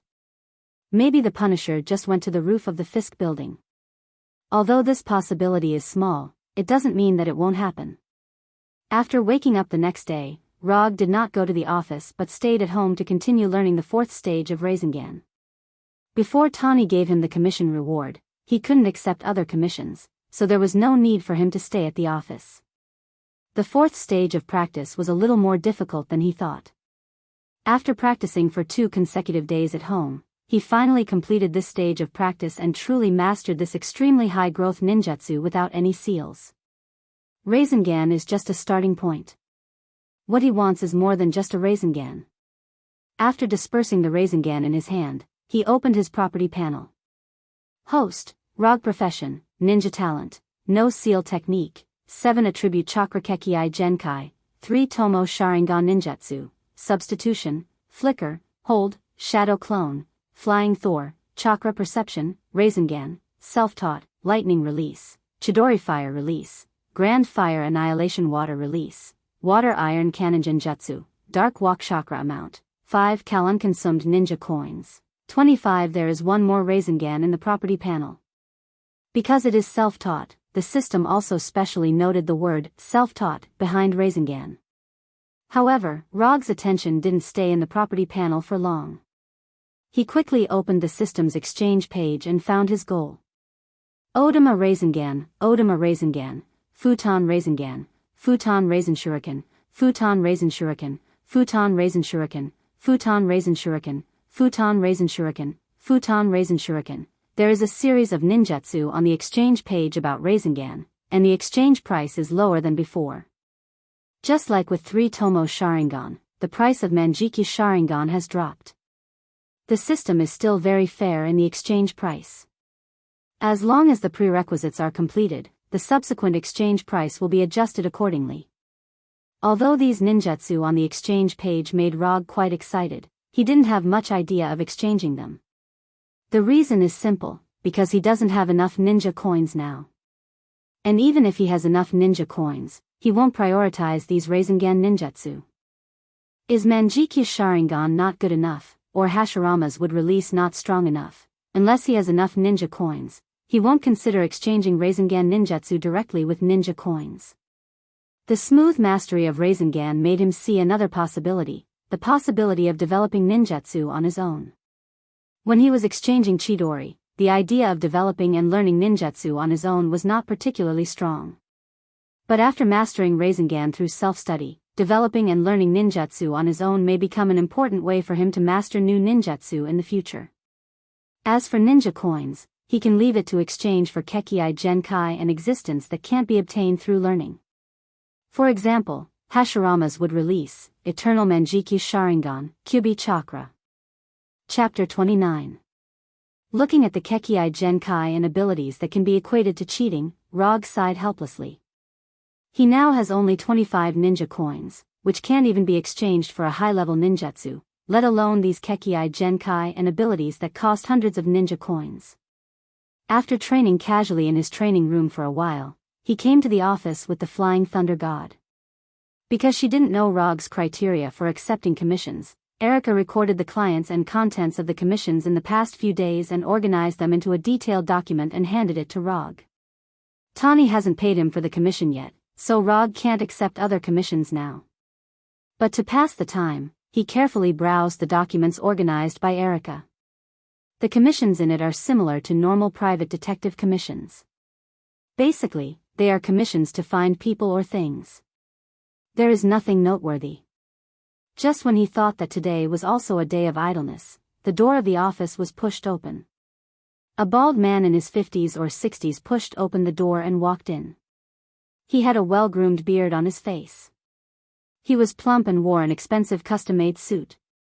Although he kept a smile on his face, it gave people an invisible pressure. Just glancing at the man, Rog recognized his identity. The man who came in was no one else but Obadiah Stanny, who planned the kidnapping of Tani. Obadiah is one of the elders of Stark Industries.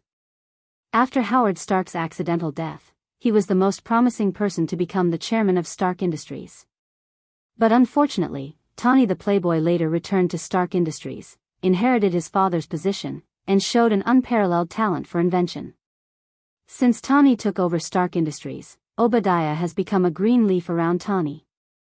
After knowing that he couldn't realize his ambitions through normal means, he began to consider other means to eliminate Tani, so there was the kidnapping of Tani. Although Obadiah hasn't said a word, Rog has guessed his purpose. If there is no accident, the purpose of Obadiah's visit must be to ask Tani how he escaped from Tenring Gang. Of course, Obadiah can't ask this question directly, but he will mention it in a roundabout way. This can be easily inferred from the fact that Obadiah didn't even bring his secretary and driver with him. As Rog expected, after entering the office, Obadiah's face showed great gratitude.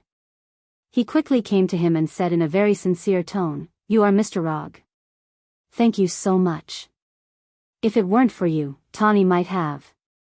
Obadiah didn't go on. Looking at his expression now, most people would think that he really came to thank Rog. But Rog knew very well that Obadiah wouldn't be grateful to him in the slightest, and he might even have plans to take out a pistol and shoot him. Just to complete the commission, you don't have to be so polite. Rog's tone was calm, as if there was no emotion.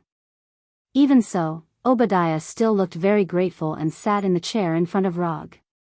If it weren't for the fact that he wanted to figure out how Tony had escaped from the terrorists of the Ten Rings gang, Obadiah wouldn't have pretended to be polite to a private detective with no status like Roger. On the day Tani returned to New York, Obadiah sent someone to Afghanistan to find out what happened. Unfortunately, when his men spent a lot of effort to find the cave where Raza and the others were stationed, they only saw corpses all over the ground and a messy battlefield. Although they didn't find the answer they wanted, they eventually found a blown-up Iron Man armor in the cave where Raza died. When Obadiah saw the blown-up Mark I in his secret warehouse, he immediately realized that it was a weapon that Tani had built himself. After the wreckage of Mark I was sent back to New York, Obadiah sent people to start the reverse engineering project, trying to restore and upgrade Mark I. However, just as Obadiah's engineers were busy with the reverse engineering of the Mark I, one of his men, who had been assigned to monitor Tony's whereabouts, gave him a piece of news. Tani went to see a private detective and returned to the seaside villa with the private detective. As a veteran in the business world for decades, Obadiah immediately realized that the private detective was the key to rescuing Tani. If it weren't for this, the Mark I built by Tani wouldn't have appeared in the cave where Raza died and been deliberately blown up. A few days ago, Obadiah had planned to meet Rog. But before coming to the door, he asked his people to investigate Rog's past. As a result, the investigation took several days. After the investigation, Obadiah became more and more certain that Rog was the one who rescued Tawny, so he came to Rog's office alone today. Although he was the only one who entered the office, more than a dozen of his bodyguards were near the office at this time. If anything happened to him, his bodyguards would come to the office and take him away as soon as possible. In any case, you are the one who rescued Tawny, so as Tawny's elder, I must express my gratitude. After that, Obadiah took out a checkbook from the pocket inside his suit, wrote it quickly, and put the check in front of Rog. $10 million. As expected of a rich man, his way of expressing his gratitude was simple and crude. Although Rog didn't like Obadiah very much, he still accepted the check and casually threw the check, which could be withdrawn at any time, into the drawer of his desk. I'll accept your thanks. After Rog accepted the check, Obadiah chatted with Rog for more than 10 minutes before mentioning Afghanistan in a roundabout way. Rog omitted some of the information and told Obadiah a half-true, half-false story. Combining the scars on the Mark I and the information brought back by his men, Obadiah used his imagination to reconstruct the scene at that time. It's a waste for an outstanding talent like you, Mr. Rog, to stay in this kind of place. If you don't mind, Stark Corporation now has a vacancy for a security chief. The salary is no less than $10 million a year. I wonder if Mr. Rog is interested?